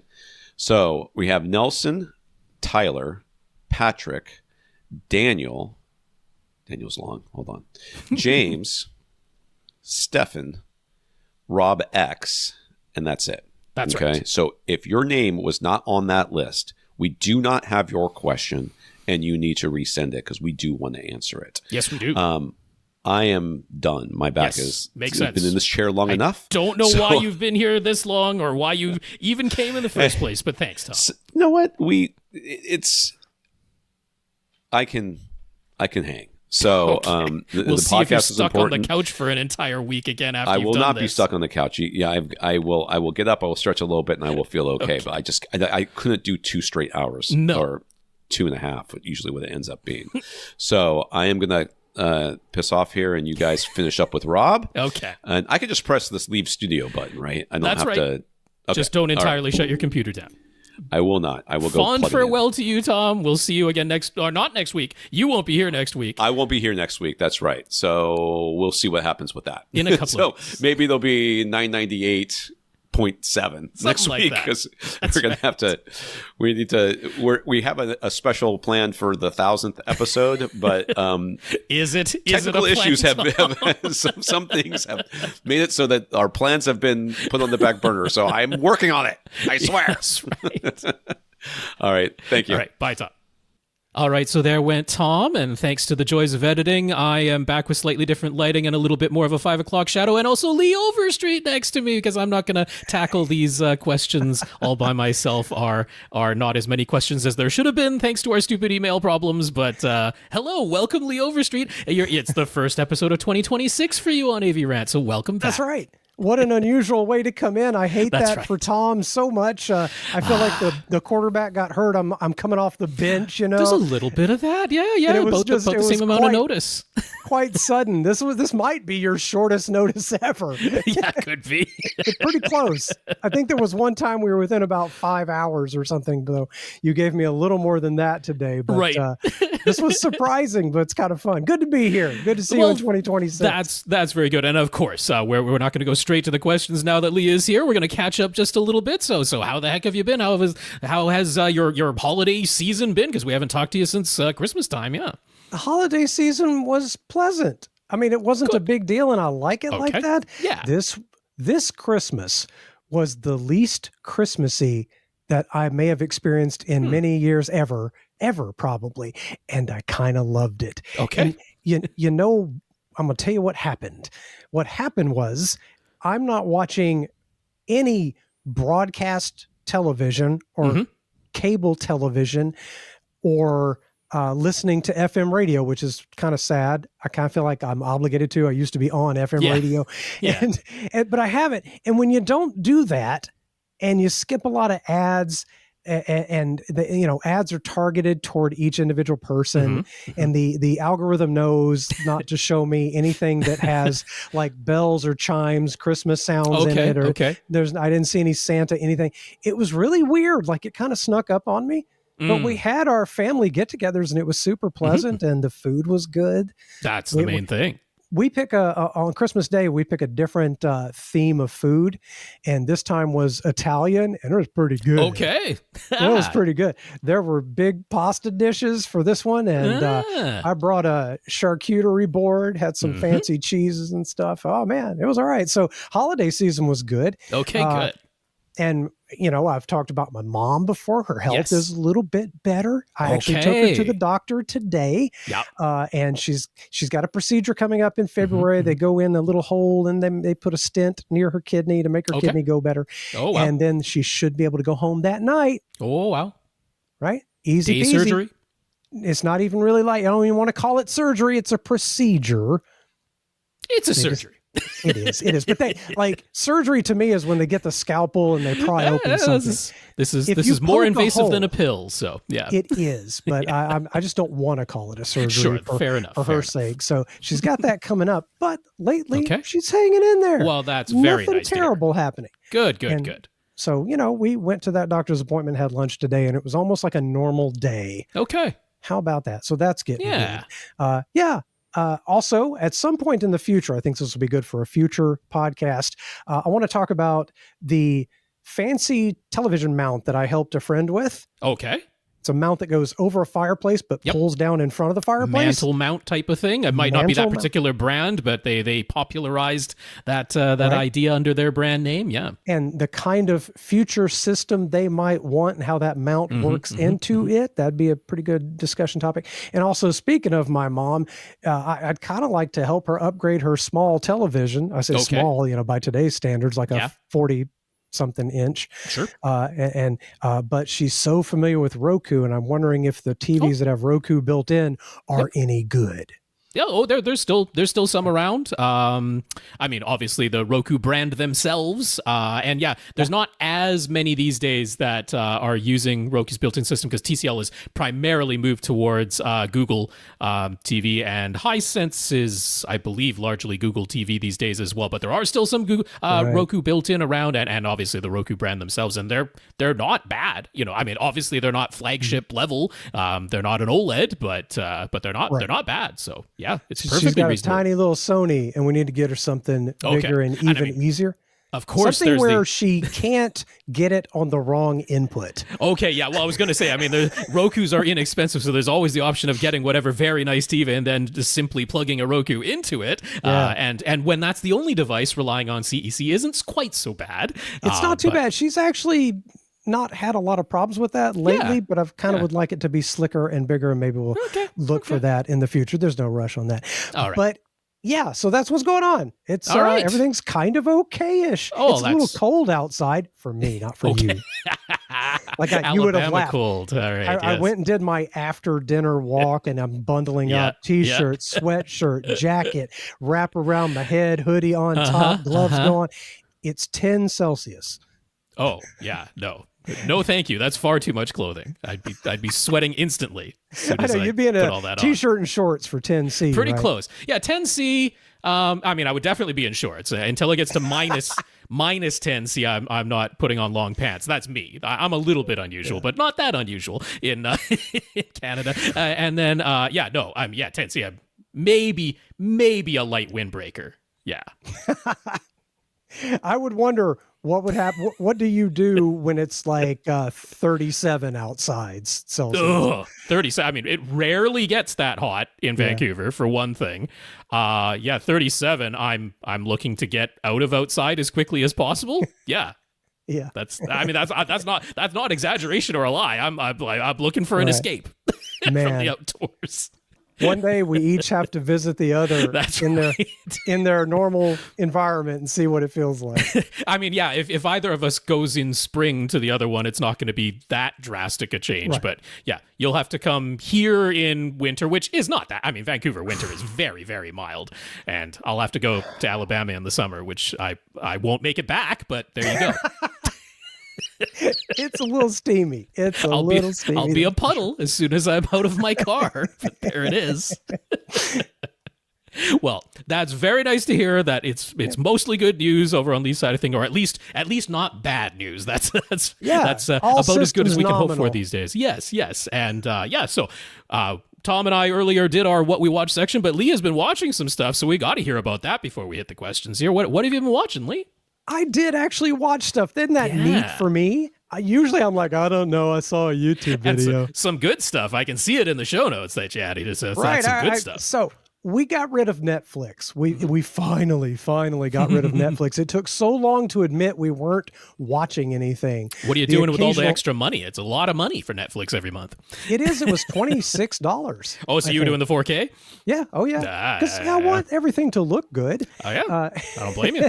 I know, but it was down to just like one series or something that we kind of sort of were watching, but not really. And then the occasional stand-up comedy routine. Yeah. And I'm like, let's ditch that for a while until we come up with a reason for it. Yep. And then we found a deal on Apple TV. Sure. And it was like $8 a month for a while. Okay. So we're doing that for a while. And there are some series I want to see. Mm-hmm. I'm hoping for All Mankind to come back soon, but it looks like that's going to take a while. But I got suggested to me by my friend Wolf. That's the fellow I used to do a radio show with many years ago. He said, you have to watch Pluribus. Yep. You have to watch Murderbot. Which I have not watched through yet. So, I mean, I've heard good things. Again, anytime I say I haven't watched something, it's never because I'm like, I'm saying I didn't watch it because I don't like it, prejudging it. Absolutely not. It's on my list. I'll get to Murderbot at some time, but I haven't seen that one. I recommend both of these shows, and I was skeptical because this friend of mine, he tends to like really weird stuff and a lot of comic book stuff and superhero stuff that I don't like. But we have incredibly similar senses of humor. That's how we worked so well together back in the day. And I trusted him on this, and I was hooked on Pluribus in like 15 minutes. Oh, I mean, that first episode is fantastic. So, and you'll know very quickly in the first episode of Pluribus whether this is the type of show for you or not. Right. They're not like holding back in the first episode, and you have to wait many episodes to figure out if you like it or not. It's like, no, you either like it and you're in, or you're like, nah, this is clearly not for me. So easy one to judge. I was so in, I couldn't believe it. I'm glad it won Golden Globes, Yep. I'm glad it's popular. It's also exciting because, it's not just wacky sci-fi. It is really well shot.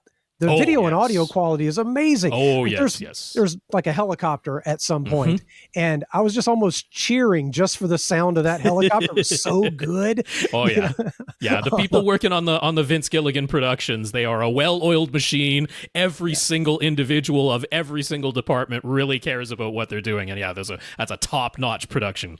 So that is and it's such a clever show. It doesn't have exactly the same sci-fi tropes. I don't know how much we can really say people should watch. Yeah, I don't want to spoil very much about that one at all, because it's worth watching if you're at all into drama and with some comedy mixed in, and yes, I love that. Some sci-fi bits to it, and something that's different. It's not exactly the same show we've seen a gazillion times before. And then, obviously, if you have any familiarity with Breaking Bad or Better Call Saul, and you're at all into that style of writing, then you're going to love Pluribus as well.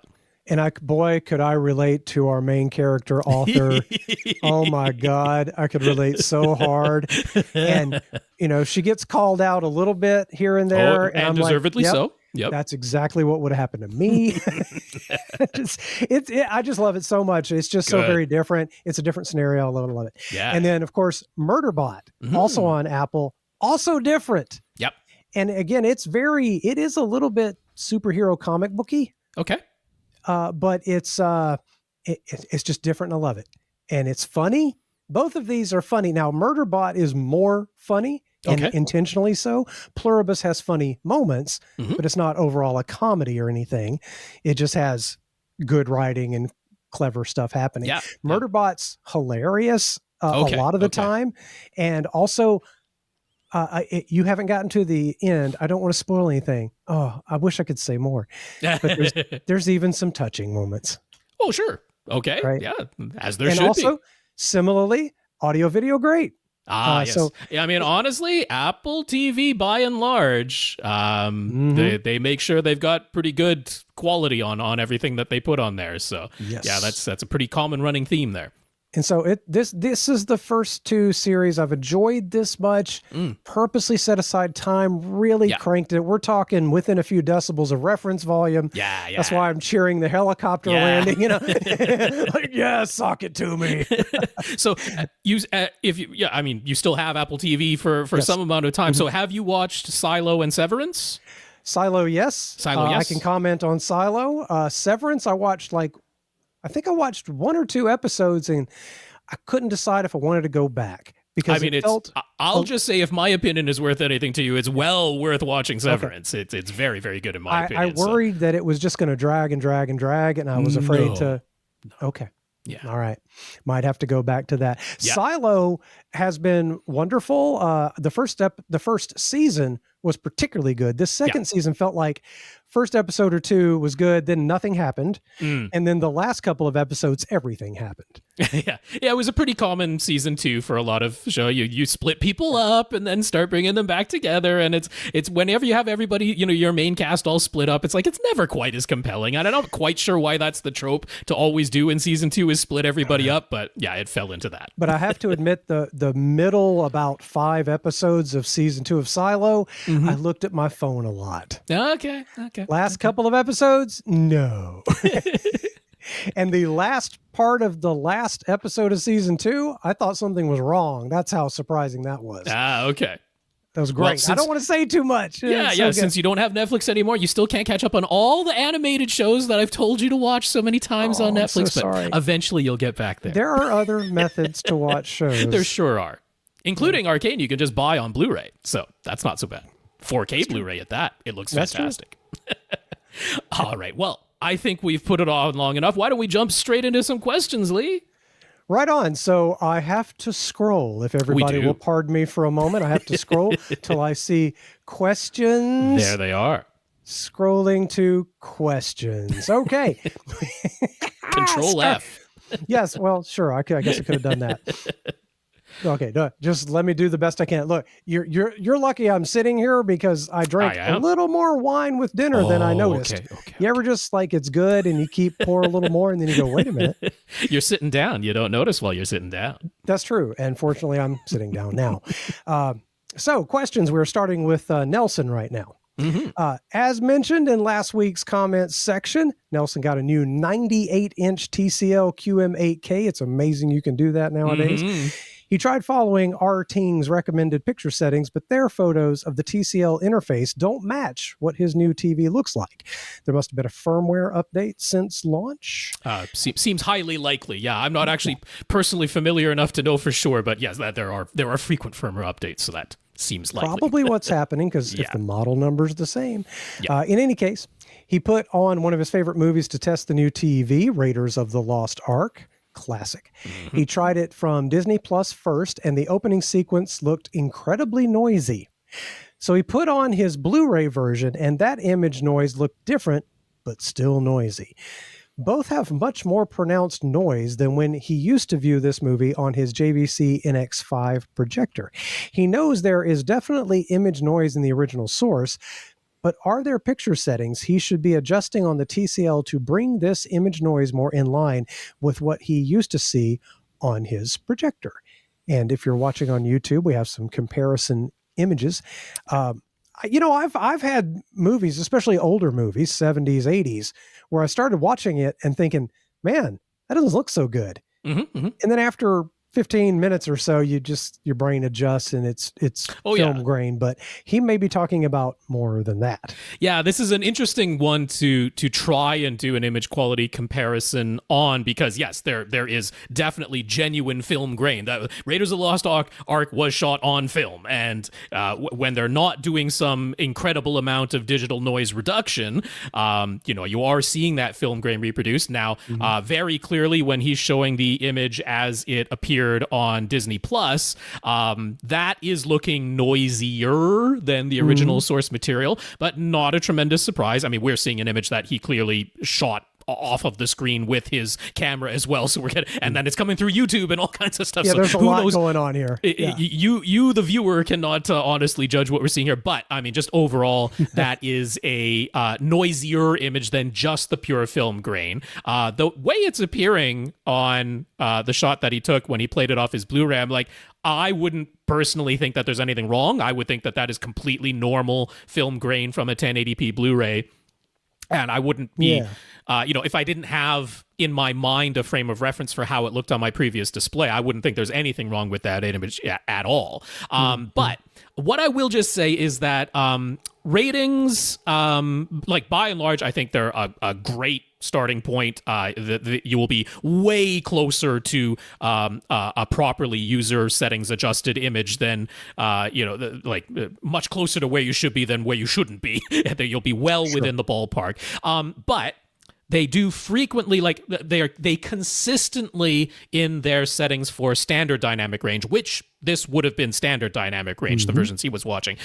They consistently, and they, make this explicit when they're talking about their settings, target a peak luminance level that is brighter than the industry standard. They're targeting 200 nits for standard dynamic range, and typically we'd be targeting 120 nits.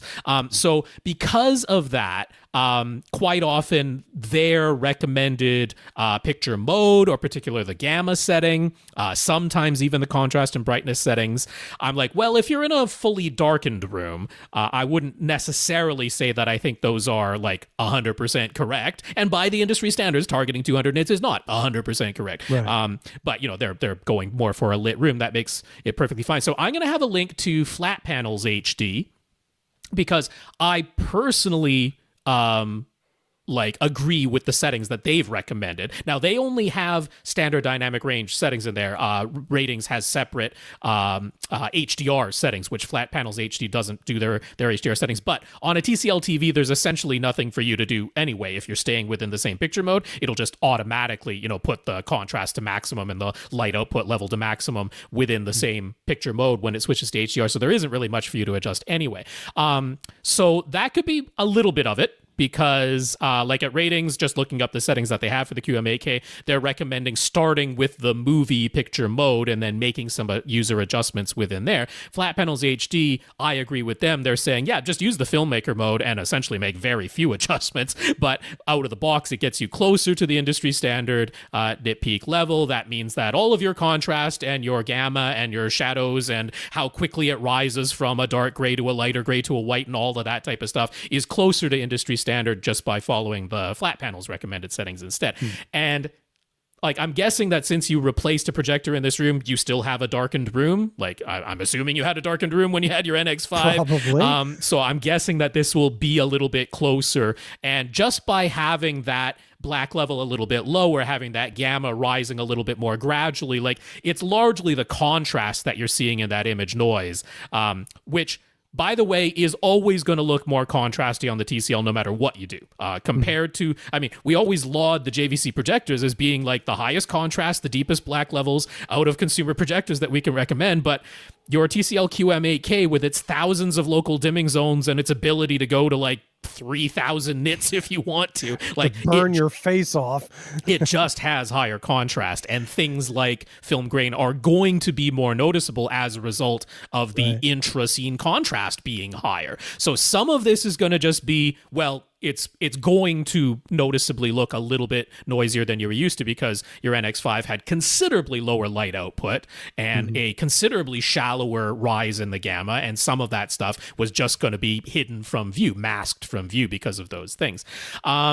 Outside of that, I mean, there are some differences in terms of processing that are going on. Again, ratings is like they're going by their particular test patterns for like their sharpness setting. They always turn edge enhancement off, but their sharpness setting is in their recommendations a little bit higher than the flat panels, which is like, yeah, just drop it all the way down to zero. Like, completely don't have any sharpness setting going on at all. So little things like that could make a minor difference, but there are going to be some processing differences going on. So bottom line, I would never expect your new TCL LCD TV to look exactly the way you remember your NX5 looking. There are some differences that are purely inherent, and you're going to see some things in shadows, some things in noise that just will always look different because of the contrast difference. But I think you can get a little bit closer to what you were used to following the flat panel settings instead of the rating settings. So I'll have the link to that in the show notes.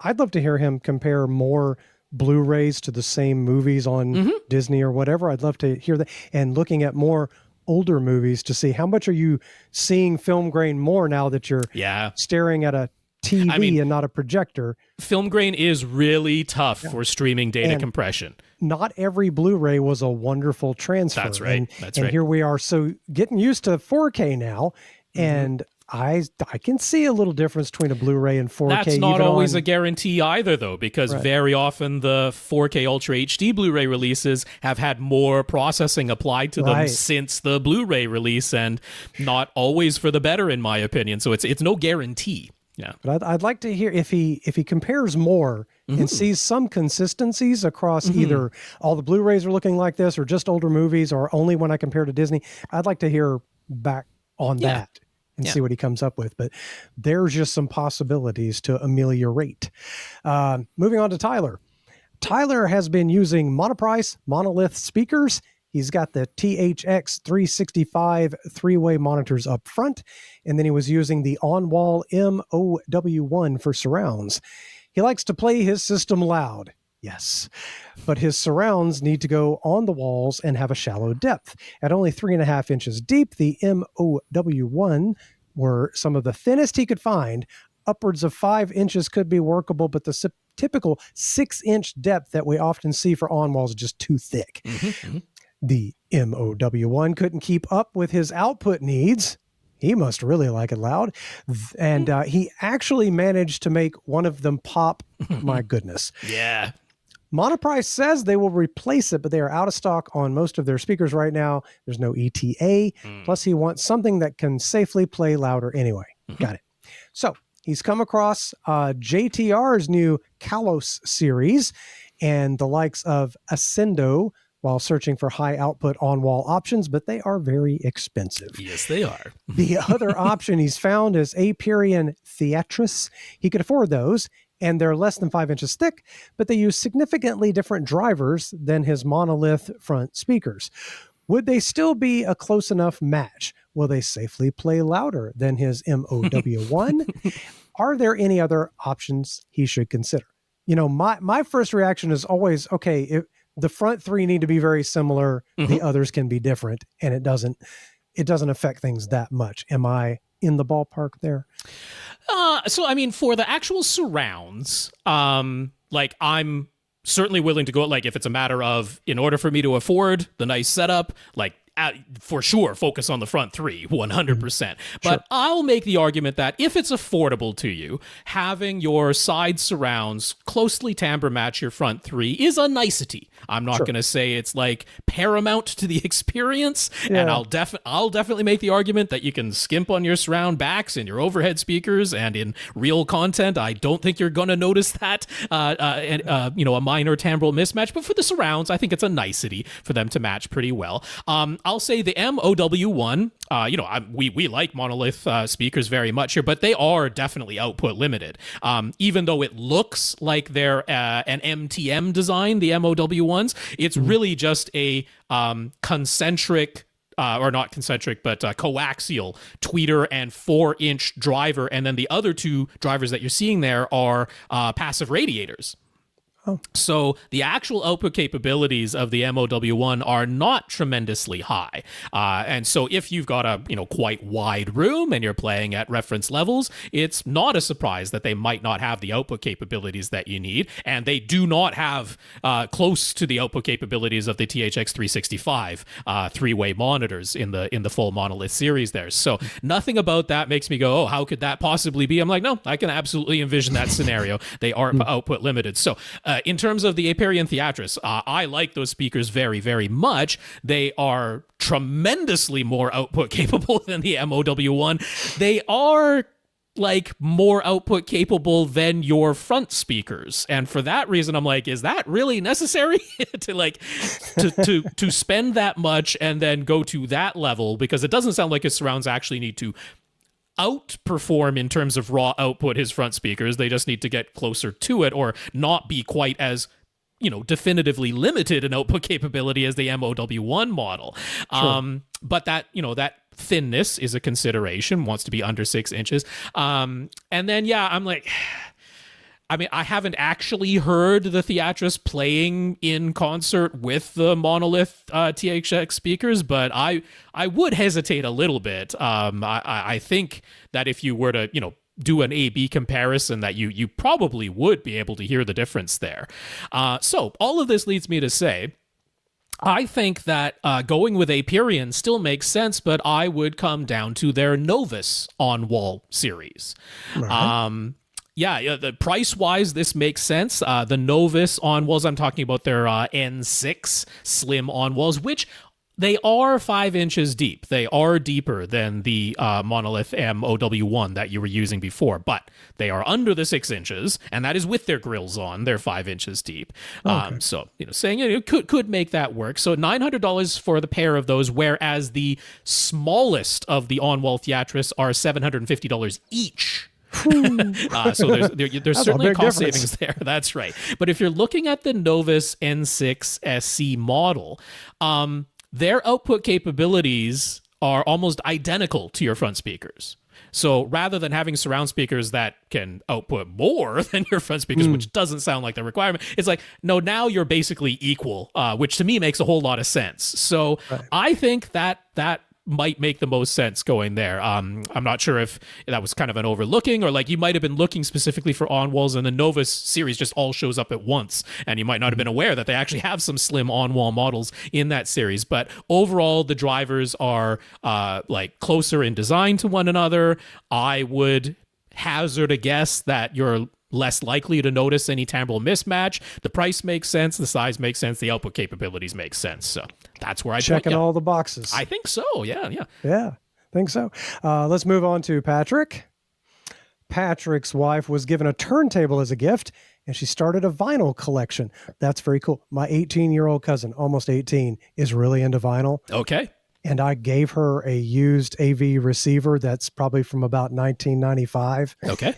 And she has a old, I think it's a JVC turntable that my uncle used to use back in the early 80s, and got it working, and it's so cool. Anyway, yeah. I was like so happy for her. She got like a really good Bose speakers. It's nice when this gear that you have and it still works, but maybe you don't have a particular use for yourself, or you're like, hey, it's actually useful to someone and they're enjoying it. That's a very nice feeling. Yes, and I'm just so tickled that she's having such a good time with this equipment, because it's very legit, like from the 70s and 80s. Well, I think it's about $19.95 on the receiver. Yeah. But I don't know. It's just really cool. She got Bose speakers, and I just think it's so neat.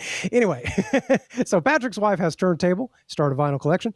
Unfortunately, the turntable she was given has known issues with its belt drive. So this free record player is rather quickly turning into something pricey. His wife really likes playing vinyl, though, so he's here to ask us which low maintenance and reliable turntable he should be looking to buy. He's considering the Audio-Technica AT-LP120. Has great reviews, looks solid, and uses direct drive instead of a belt drive, so he likes that. But if there's a less expensive option we'd feel comfortable recommending, we'd love to hear it. I'm all for that turntable. Yes. Because if you go farther than that, then you fall over the continental shelf into the depths of crazy turntable world, which can be fun if that's what you really want to do. But you got to be ready for it because it goes nuts. It goes nuts online. It gets more expensive. You can really, really enjoy records with that turntable. Oh, yes, you can. Yeah. I mean, here's where I'm like, look, I completely appreciate if you're like, that's a little bit higher than the budget I was looking to spend. But I will say the Audio-Technica AT-LP 120 is like the absolute peak of the cost benefit ratio and then diminishing returns. I'm like, it has legitimate benefits over every turntable that's less expensive than the LP 120. And then you're quickly spending thousands of dollars for essentially no reason above the LP 120. It just goes insane. I'm a really, really big fan of the LP 120. And it's the sort of thing of like, we're talking in the, like, you can find it for around $400 still. It's typically listing for around $500 most websites, but you can still find that model for around $400. And I'm like, you know, maybe this is a buy once, cry once little bit of a situation where you're not even crying that hard. And then this is one of those turntables, the LP120, where I'm like, once you have it in hand, I don't think I've even like imagined somebody who goes, oh, I really feel like I didn't get my money's worth. Like you get that LP120 going and you're like, this was worth every penny. It's a fantastic turntable. Right. So, I think, I mean, it's just good all around. And really then you don't have to worry about it. Then you can start buying the records you want and having fun with records. Now, the only thing I'll say about it is that for a real beginner in vinyl, it can be a little complicated. It's got so many possible adjustments. You don't have to use all of the adjustments it can do, but it has so many possible adjustments, and it is a fully manual turntable. But if adjustments and manual functioning are not your thing, why are you messing with records? Why are you messing with vinyl? To me, part of the experience is the tactile experience. Sure. And you become part of it. That's why it's fun. The adjustments that you can make and you notice the difference because it's physical. That's cool. If you want everything automated, you don't have to touch anything. I just play CDs. I don't know. I mean, that's how I feel. I mean, I can certainly get on board with like, you know, I kind of enjoy the like what they call an automatic turntable, which is like you hit the start button and the arm moves into position and it lowers the stylus for you. All of that is completely manual on the LP120.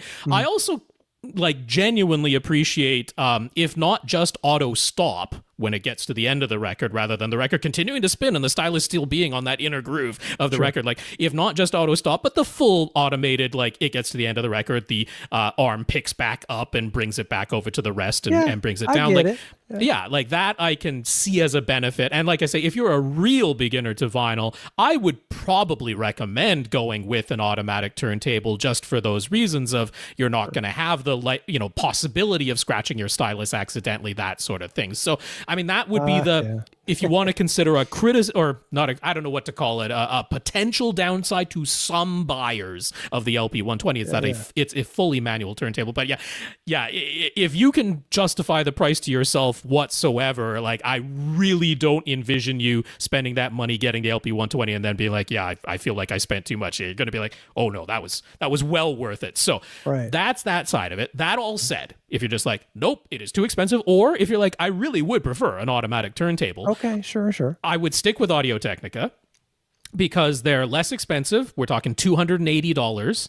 They're LP70X. There's also a Bluetooth version, but I'm not really sure why you're outputting a turntable via Bluetooth, and that increases the price. So the LP70X is the basic version of the LP70 series, $280, so it's less expensive, and it's fully automatic. Now, it is belt-driven instead of direct drive. That is not inherently a bad thing. No. A properly done belt drive is perfectly fine, and the LP70's belt drive is done very well. I will say I always come across the hilarious Amazon reviews, because when you open up an LP70 for the first time, there is a gigantic yellow warning placard that says, this ships with the belt not attached. You have to attach the belt before you can use this turntable. And there are people on Amazon who clearly missed the gigantic yellow sticker because they're like, it doesn't play anything at all. I'm like, yeah, you obviously just didn't attach the belt that is not attached during shipping. That's what went wrong there. But once you do that, it's a fantastic fully automatic player. So I feel very comfortable recommending the LP70 from Audio-Technica as an alternative, and especially for complete beginners. So I'll put that out there. It's one for you to consider. Yeah, just to be clear, I'm not opposed to people, buying something more automated. To me, that vinyl, what it's about is that it's I don't know how to put it. I keep coming back to the word tactile. Yeah. You're messing with it. You know what I mean? You're touching it. And I love the whole, and I can't imagine Bluetoothing something off of vinyl. I know, right? It makes no sense at all. Phono output, get a phono preamp if you have to, if you have a receiver that doesn't have a phono input, but don't Bluetooth a record. Right. I mean, I appreciate, and the LP120 has this too, that it does have an optional built-in phono preamp, so that you don't have to buy a separate phono preamp. Right. It can do line level out, but that is an option. It's a toggle switch. Same for the LP70. And the LP70 is a genuinely nice upgrade over the older LP60 series that it replaced. They did some true audible upgrades with the LP70, and to me, it's quite easy to recommend. Now, all of that said, the LP70 is all plastic. It doesn't look it. It doesn't even really feel it, but it is. It is all plastic. Sure. So if you want one that's very, very similar, in fact, it might be the exact same internals, but if you want one that's very, very similar, still fully automatic, but has a wood, it's a wrapped MDF, so it's not like it's a hardwood plinth or something, because you wouldn't be able to get this for $350 if it was a full hardwood plinth, but it looks like real wood. It is, in fact, MDF instead of plastic, and that's Fluence's RT81 turntable. Now, at $350, it's so darn close to the price of the LP120 that I'm like, But at the same time, if you want fully automatic specifically instead of fully manual, then that might be, thumbs up in favor of the RT81 from Fluence. And then, it does have, if it's purely about aesthetics, it might win you over with the way it looks as well. So we'll have the links to the LP70 from Audio-Technica. We'll have the link to the RT81 from Fluence. And I think between those and the LP120, which you definitely should consider, I think we've said enough for you to decide which one of those you're going to like best. Any of those three turntables will sound great. Yeah. It's just going to depend on how much you want to mess with it. That's right. I like messing with it when I'm playing a record. All right. So we are moving on to Daniel's question. It is a multi-parter. Daniel picked up a pair of Monitor Audio Bronze 57G, 507G. That's right. Bookshelf speakers to use in his office. They're a pretty standard two-way bookshelf speaker design using a 1-inch dome tweeter and a 6-inch woofer with an 8 ohm nominal impedance, 86 decibel sensitivity, and 100 watt power handling. That's some classic specs right there. Yep. But Daniel loves the way they look, and he thought they sounded awesome, so he couldn't help but want to try them out connected to different gear just to see if he would notice any differences. Okay. His day-to-day setup has them connected to a Sonos amp. It is rated to deliver 125 watts per channel into 8 ohms using an actual digital audio amplifier. Reviews have measured that it can exceed that rated output by several watts and that it's perfectly stable into 4 ohms. He has several of them powering speakers in various rooms of his house. But one of the things he tried was using a Sonos port to stream the exact same music from the exact same streaming service, but output a line level signal to a Niles SI2125 Class AB amplifier. As the name implies, it is also rated at 125 watts per channel into 8 ohms, and measurements in reviews indicated it is right on spec. Now, So that sounds very similar. Yeah. Now, just so we know a little bit about his listening background, he has always been skeptical of audiophile claims about different amplifiers making audible differences. But he has also tried not to dismiss any claims out of hand without trying a comparison for himself. That's good. Mm-hmm. He says he has tried countless A/B comparisons, particularly focusing on whether he could hear differences between built-in AV receiver amplifiers versus external amps that many people have claimed are automatically better just because they're separates. Mm-hmm.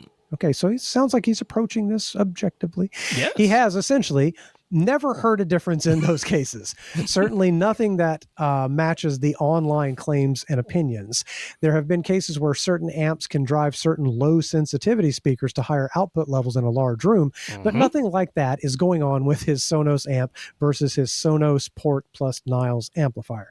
This is a home office setup playing at maybe 80 decibels at the loudest. Right. So it was quite a surprise to him when he noticed an obvious difference in the sound. The Niles amp is about 20 years old, but with it amplifying the signal from the Sonos port, he could clearly hear more detail, particularly in the treble.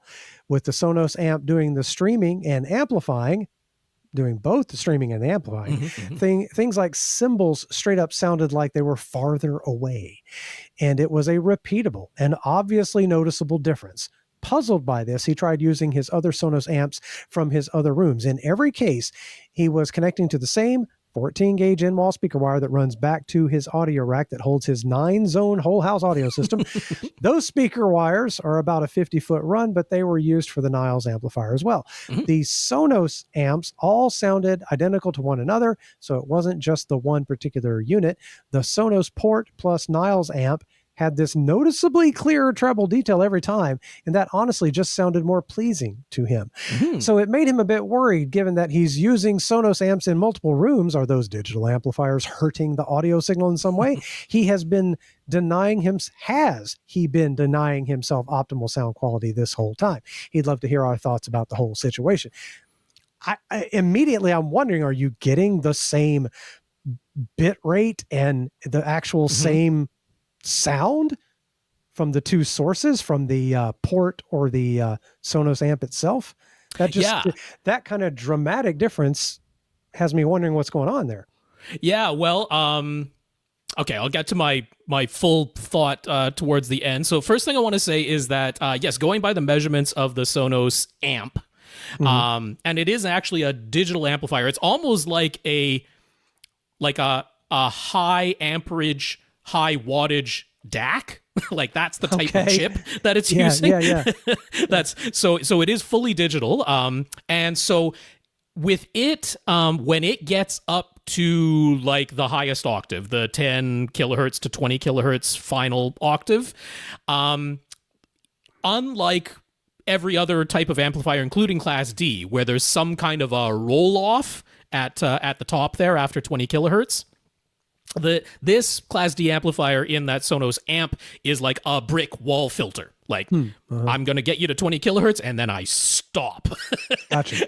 And so there can be some instances where certain types of tweeters don't play super nice with that, like, I'm just a brick wall at 20 kilohertz. And it can, in some instances, cause some noise, like mechanical noise and distortion. It's almost like a form of very specific clipping, because honestly, there's not much content that's going all the way up to 20 kilohertz and beyond to begin with, but it's not completely out of the question to have a mild form of mostly measurable and not audible distortion, but like such a thing can exist.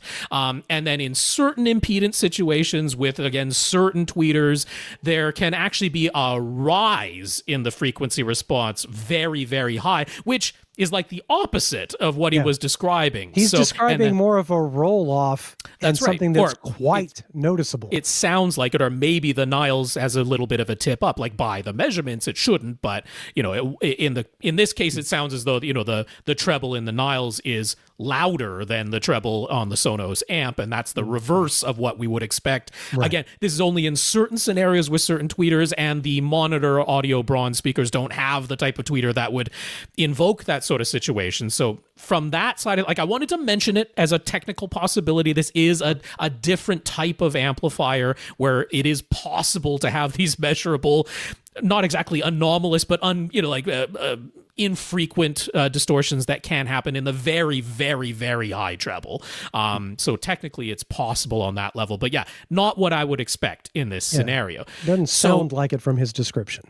Yeah, the other thing is the Sonos port, which is like basically just a digital analog converter, like it's a streaming device with a built-in digital analog converter. It does a fair amount of conversion of the signal. Like anything that's coming in at a higher bit rate, it is downsampling. It is applying some filtering. So I'm like, is it actually the Sonos port that's making the audible difference here? Because it is doing a fair amount of conversion to the signal. So here's the thing. You could take the line level output of the Sonos port and plug that into the Sonos amp. Because the Sonos amp has an RCA left-right input. It has an analog left-right input. There we go. Yeah, because I'm like, I wonder if it's the Sonos port that's actually going on here. Here's the whole thing. Somebody out there is going to be like, see, DACs make a difference. I'm like, no, filtering and conversion of signals can make a difference. and something, what he's describing just sounds like it's just a worse source, like, right. And when you're talking streaming, bitrate matters.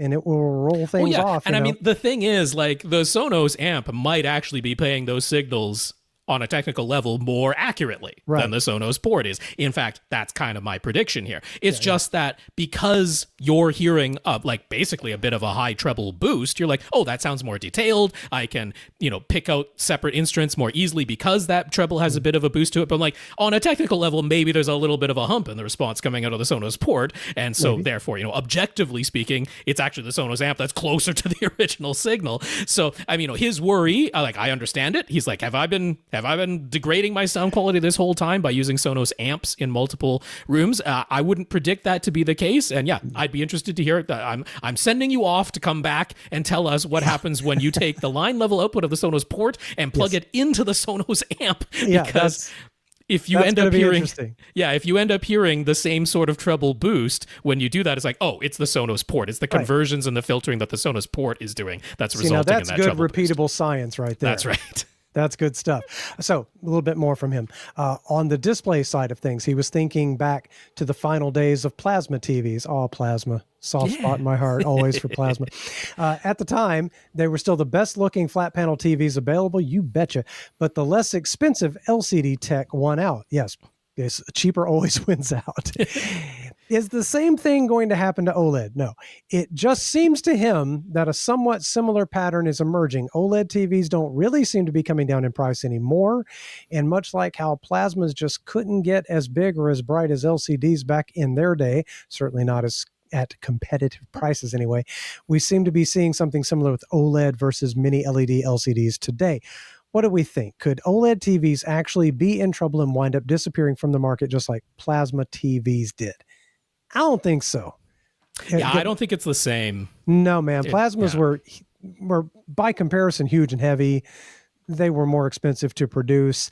And there genuinely wasn't a path forward to higher resolutions and significantly higher light output.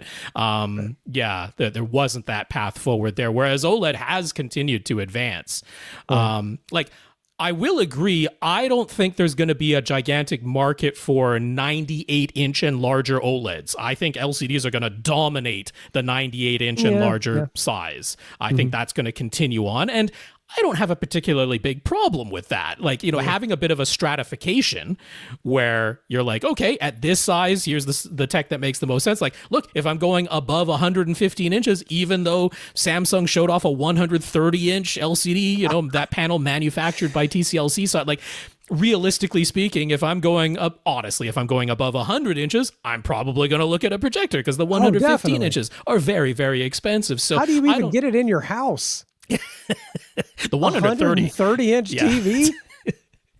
What the door? TV itself is genuinely 6 feet tall at that point. So if you have a box still on it, it's going to run into you have to logistic take issues. the box off while you're in the front yard. You really would. Yeah, no, thank you. That's getting silly. Get a projector at that point. So I don't have any problem with there being some stratification. Also, like OLED TVs are one thing, but OLED production for all of the phone screens, all of the computer monitors, all of the laptop screens, all of the tablet screens, like that is not suddenly going away, which means that OLED TVs are not suddenly going away because they're doing this multi-mode cutting of the mother glass for the OLED panels where they're, doing a couple of big panels cut out of the mother glass for the TVs, but all of the remaining trim area around those are being used for all of those smaller screens because they can do the different resolutions on one piece of mother glass with the multimodal cutting that they're doing on there. So yeah, I don't think it's the same situation. We didn't have that with plasma. Like we didn't have tablet screens that were plasmas. That's exactly what I've been picturing for the past 15, 20 seconds is like, can you imagine my plasma phone and my plasma? There were plasma screens way back in the day, monochrome, but I never saw a plasma laptop. That'd be wild. No, that would You'd need a big old battery. That'd be a little bit nuts. So yeah, all things put together, the whole industry together, I don't think OLED is in nearly the same situation that plasma was. That said, it could be replaced one day. Maybe QDEL will actually, find its way to full market. Maybe micro LEDs. If somebody's gonna, nail down that inkjet printing process, and suddenly it's gonna be way cheaper to produce them rather than the ridiculously expensive pick and place that we're using with micro LEDs right now. So, there are technologies that could supplant OLED at some point. I'm not saying it's going to be around forever, but it's not in the same position that plasmas were. Gotcha. Shall we move on to James? Let's shall. Question from James. We likely heard about the tragic fire that broke out at a Swiss bar on New Year's Eve where 40 people died and 116 others were injured. Yeah. I feel bad that I did not hear that because I am continuing to avoid the news. Right. Yes. No, it was just can't handle it. It was definitely reported worldwide. I mean, a highly unusual, really hasn't happened before, but yeah, tragic event at Swiss bar. Sounds terrible. Yeah. The ensuing investigation seems to indicate that acoustic foam, the typical egg carton type that was affixed to the ceiling without any sort of covering over it, likely played a significant role. In photos that have been verified as genuine, the exposed acoustic foam can clearly be seen on the ceiling of the bar, and it's suspected it caught fire when sparklers put into champagne bottles and held above people's heads got close enough to ignite it. Interesting. Investigators have said that the fire spread exceedingly quickly. Many aspects related to liability are still being investigated, including the fire suppression system, escape routes, and capacity limits. But the installation and safety rule compliance of the acoustic foam on the ceiling is a major part of the investigation, and that certainly got James's attention. He just wants everyone to be safe and to remind us all that the safest thing to do in the event of a fire is to leave immediately and call emergency services. For sure, fires spread so much faster than people would believe unless you've experienced it. Yeah. So much faster than you think. So yeah, you see fire, you get out. But this is an aspect of acoustic foam that was not at the forefront of his mind before this terrible incident. We've said how we wish more bars and restaurants would pay some attention to their acoustics and install acoustic panels so that talking to each other is more pleasant. And someone at this bar clearly installed that foam on the ceiling to address some acoustic concerns, but it now seems likely that it played a key role in the extremely rapid spread of this fire. So he would like to know what lessons can be learned so that hopefully something like this never happens again. One would hope that there is fire testing for products that get sold to put in your house. Oh, yes. And let's definitely look at that aspect. Make sure that we're buying stuff rated in some way to not immediately explode. A while back on this podcast, we had someone remind us, and we're very thankful for it, and we should do our best to try and mention it every time now, like when you're making DIY acoustic panels for yourself and wrapping those panels in fabric, as is very typical to do, it's like, spend the little bit more per linear yard and get properly fire rated fabric because, some fabrics ignite like, tinder, and it's absolutely worth having properly fire rated fabric. Thankfully, in North America, very easy to obtain. You can go to Acoustimac, and all of their DIY fabrics are properly fire rated. But that's like. It was something we hadn't mentioned prior. Someone, I'm forgetting the name of the person who reminded us, because it was a while back, but I'm like, yeah, that was a super useful and an important reminder. We're like, yeah, spend a little bit more on the fabric to wrap your panels. Make sure they're fire rated. That's going to be the same case, that's going on here. Yeah, I mean, those egg crate foam, yeah, once those ignite, they go up faster than tinder. They're crazy like that. I don't know any of this, but it's like, how were they affixed? Was there adhesive involved? Because some adhesives are very, very flammable. Definitely. And that could have potentially played a role here. I'm not, making any claims about that in any way. I'm just saying it is a possibility, because clearly that, this foam was affixed to the ceiling of this bar in some method, and it could have been an adhesive, and that could have played a role as well. So, fire safety is tremendously important. I don't know any of the conditions of how that egg crate foam ended up on the ceiling of this bar. I don't know, any of the safety checks that were involved in any of like that, so I'm not going to make any claims in any direction. But keeping in mind fire safety, the fire safety ratings for all kinds of materials that can't be flammable, they're there for a reason, and they are definitely worth following, because everything goes fine until it doesn't, and if it doesn't and it goes spectacularly bad like it did here, then it's just it's not worth saving a few dollars here and there. Ever. Definitely not. No. Definitely. Stefan has questions. Stefan saw SVS's 3000 Revolution. How do we say it? I mean, I just say revolution. Tom refuses to say that because they put in the vertical line between the capital R and the capital E. I assume they want something to happen between the R and the E, so I'm going to call it revolution. He's taken to calling it the 3000R series and dropping the evolution part of it entirely. I'm perfectly fine just calling it revolution, because that's how their own people say it. Oh, that's how they say it. Okay, then it's revolution with a weird line in it. Yeah. So Stefan saw SVS's 3000 Revolution series announcement at CES. So that answers his question from last week as to what happened to the original 3000 series. We suggested last week that a considerably less expensive alternative to a pair of SB3000, which he was planning to buy one at a time since he gradually saves up funds throughout the year, would be the RSL Speedwoofer 10S MK2. Mm-hmm. But he is in Belgium, so he would need to import. And it would be more economical to buy a pair of speedwoofers both at the same time, so he's still left with a dilemma. He knows all of the details about the 3000 Revolution series are not available just yet, but even just going back to the original SB3000, is there really a significant gap between the sealed 3000 series sub model and the SB2000 Pro? Is there a significant gap?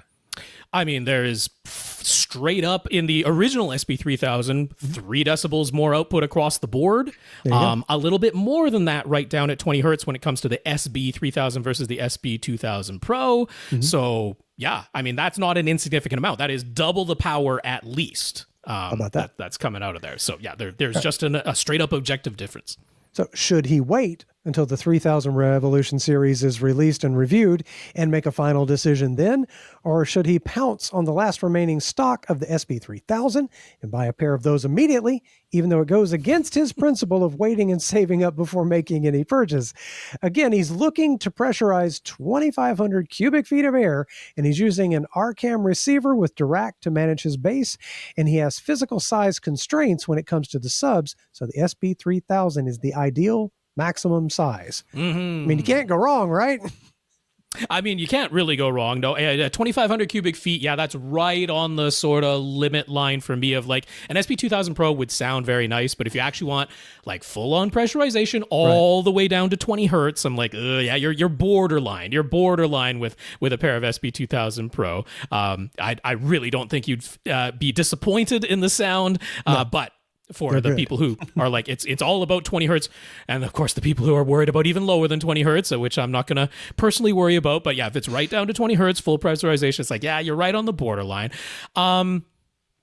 Gosh, yeah, this is a little bit I'm kind of tempted in this instance to say, because the SB3000 is like it's really going to work well with that room size. Sure, and I don't think there's a particular need for you to wait for the new 3000 Revolution. The new 3000 Revolution, 50% more amplifier power, slightly bigger boxes, and honestly, the slightly bigger box might put it out of contention. If you're like, the SP3000 was exactly as big as I can go, SVS said the SP3000 is marginally, like a tiny, like we're talking less than an inch bigger, but it's slightly bigger than the original SP3000. He does say that it's his maximum size, that SP3000. That's right.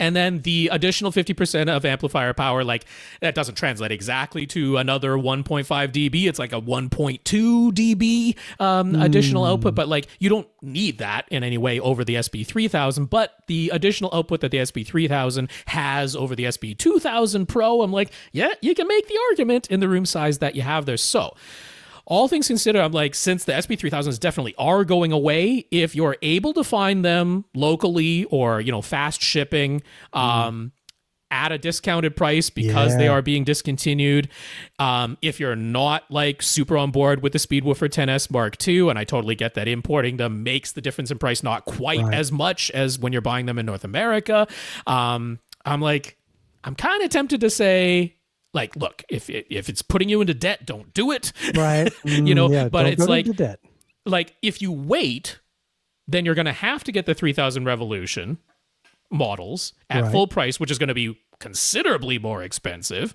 At that point, I would tell you, just save up and get a pair of Subwoofer 10S Mark II, like import them together as a pair, but wait until you have the money to get the pair of them.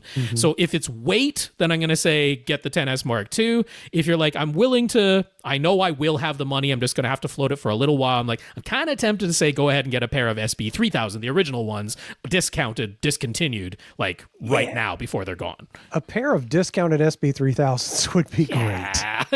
I mean, it really would. And it's all along, it was like, it kind of sounds like that's the model he really did want. And like, it has all the features. Like the Subwoofers, they don't have the app, right? It's fully manual setup. And if you're like enticed by the app, I know. So yeah, I'm kind of tempted to say, yep, I think it might be worth it. This might be the time where you're like, look, conditions, I'm taking everything into account, and it makes sense to pounce on a pair of discounted SP3000s right now. If you're not putting too much on a credit card or paying very much interest, if you can pay that off quickly and find it at a discount, that'd be pretty sweet. That would be a pretty sweet setup. You'd be set for a very long time. How about Rob X now? It's our final question this week, only because I am quite confident there were emails we never saw, and unfortunately they have just vanished into the ether. So I will just say once again, please resend your emails. We seem to have sorted it out for the time being. So yes, apologies. There's no such thing as being ghosted. We will say something to you. That's right. If you email. So if you don't get a response, no one saw it for some reason. That's what happened. Weird stuff's happening. So Rob X has questions. Rob X recently saw someone online saying that when they lifted their subwoofer a few feet off the floor, their bass response improved. The bass sounded tighter, etc., was their claim.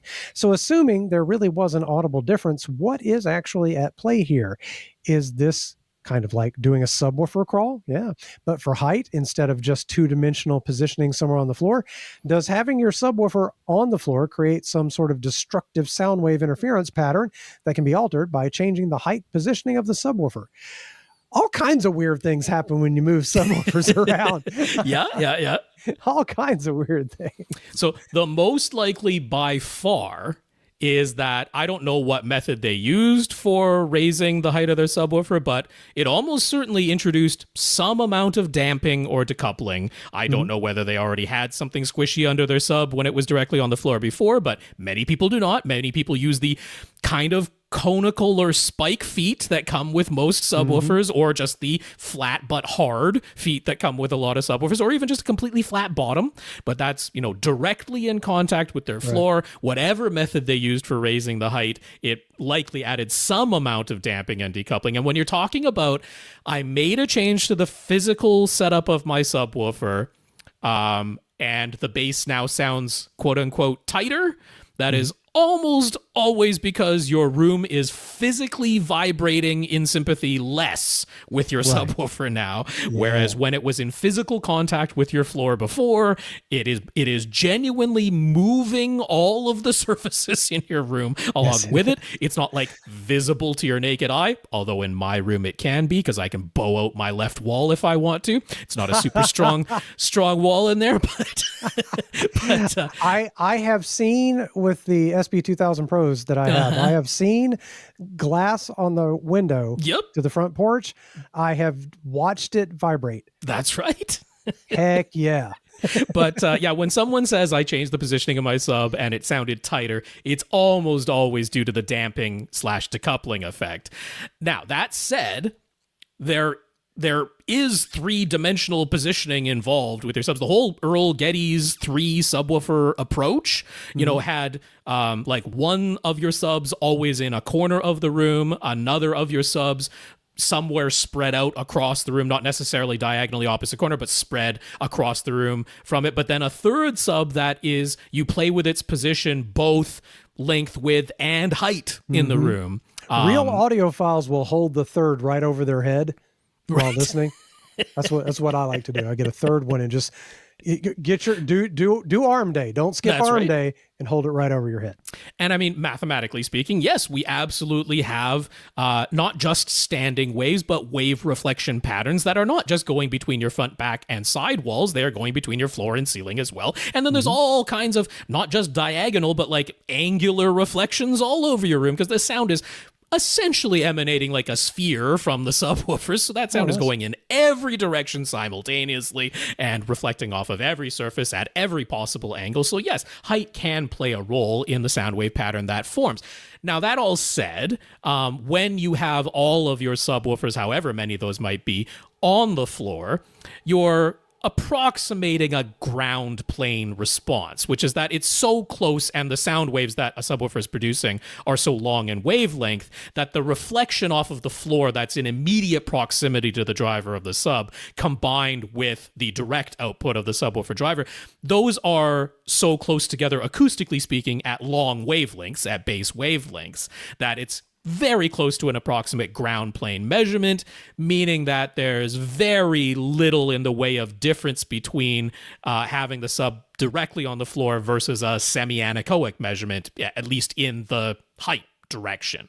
So it's not that it doesn't play any role at all, and by changing the height of your sub, you can alter what that pattern will be, but by having it on the ground and closely approximating a ground plane measurement, it sort of ameliorates most of the issues that you might have in that height direction if you keep all of your subs there, which is why when you're looking at the Todd Welty approach, he's like, yeah, technically, mathematically speaking, if you just wanted to walk into any sealed rectangle of a room and position the perfect amount of subwoofers, mathematically speaking, to have no standing waves whatsoever, it would be 8 subwoofers, and they would be a quarter of the length in from each wall and a quarter of the length in from each wall, and also a quarter of the height up and down, and you would have 4 of them closer to the floor and 4 of them closer to the ceiling, and what do you know, we just created a mathematically perfect double base array, except vertically speaking, because you can do it front wall and back wall as well, but they'll kind of end up in exactly the same positions if we're talking pure math.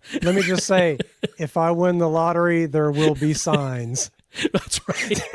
Yeah, the actual physical dimensions of the structural walls will be significantly larger than the visual appearance because, yeah, you're going to have your subs at the quarter marks of length, width, and height, and you're going to have 8 of them.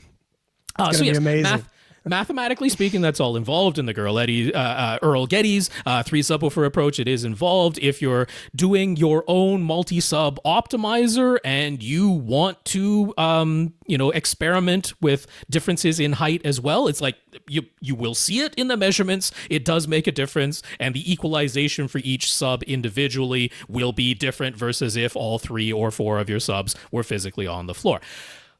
But all of that said, when you say the bass sounded tighter, which is like the number one subjective term that was mentioned in the email, that is almost always a damping / decoupling effect, because tighter is not a subjective term that goes along with I fixed my frequency response.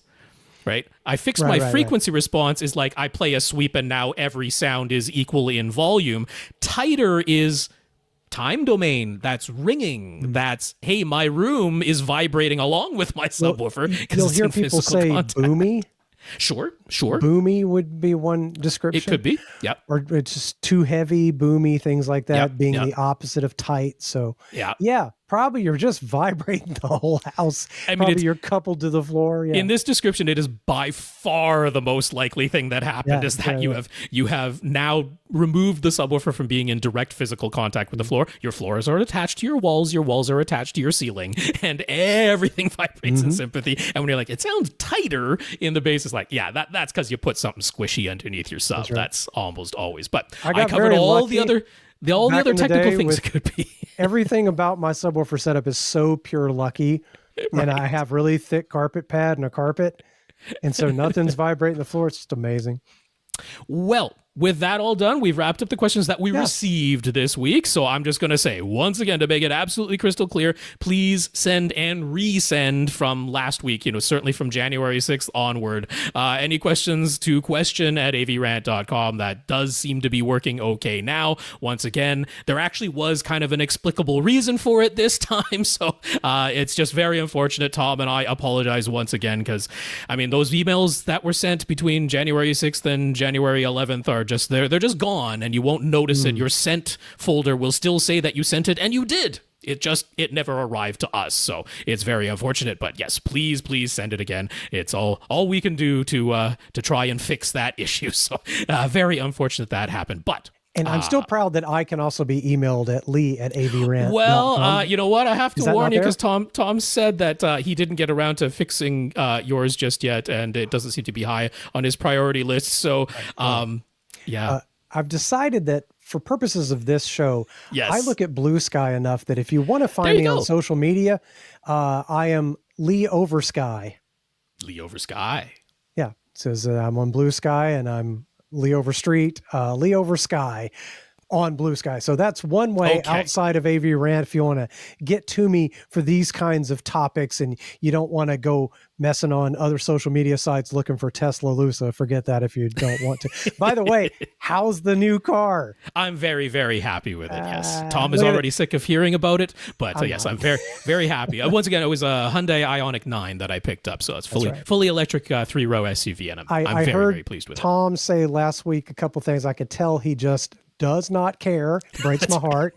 And also he said something, a little snide remark about kind of implying that it's only good in the city. And like, well, if you live out in rural areas, that's where you'd save the most money. If you could plug in at home anyway, you drive a lot of mileage into town, that'd be amazing. Very impressed with the speed of the charging. It has absolutely completely taken away any anxiety I might have had, any hesitancy I might have had. That's the EGMP platform, right? You have goes up to what 350 kilowatts. 350 kilowatts. Yes, I'm jealous of that. That's for sure. I mean, I'm comfortable what my cars can do, but that's pretty cool. And you can power things with that car, right? I sure can. Yeah, I can do vehicle to load. No problem at all. I cannot. Tesla. Come on, Tesla. Why can't I do that?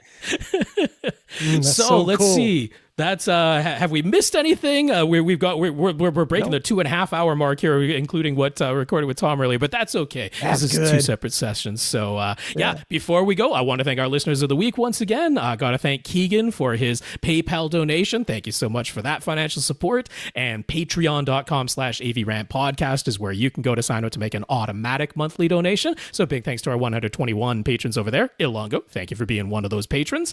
I want to thank Yannick for being the first email that we received after we got our emails working again and alerting us that there were website problems, which Tom quickly fixed. Thank you to Kurt for helping us test our emails. Thank you to Alongo for sending me just some money. He's like, here, Rob, here's some money. I want you to eventually get to rack art.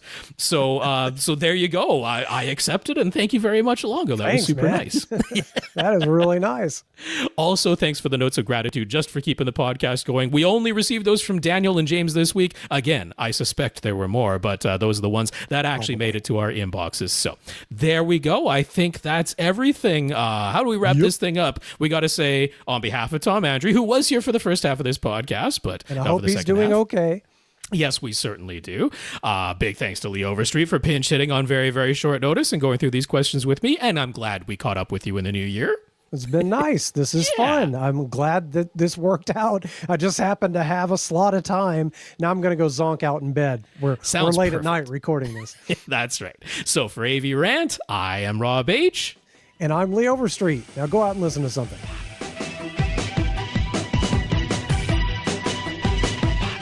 Want your question answered? Send it to question@avrant.com.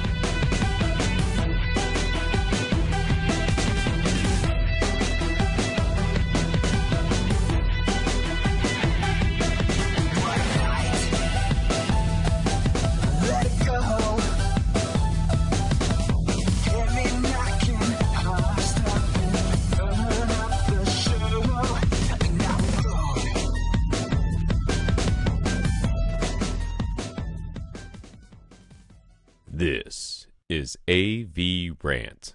Now go out and listen to something.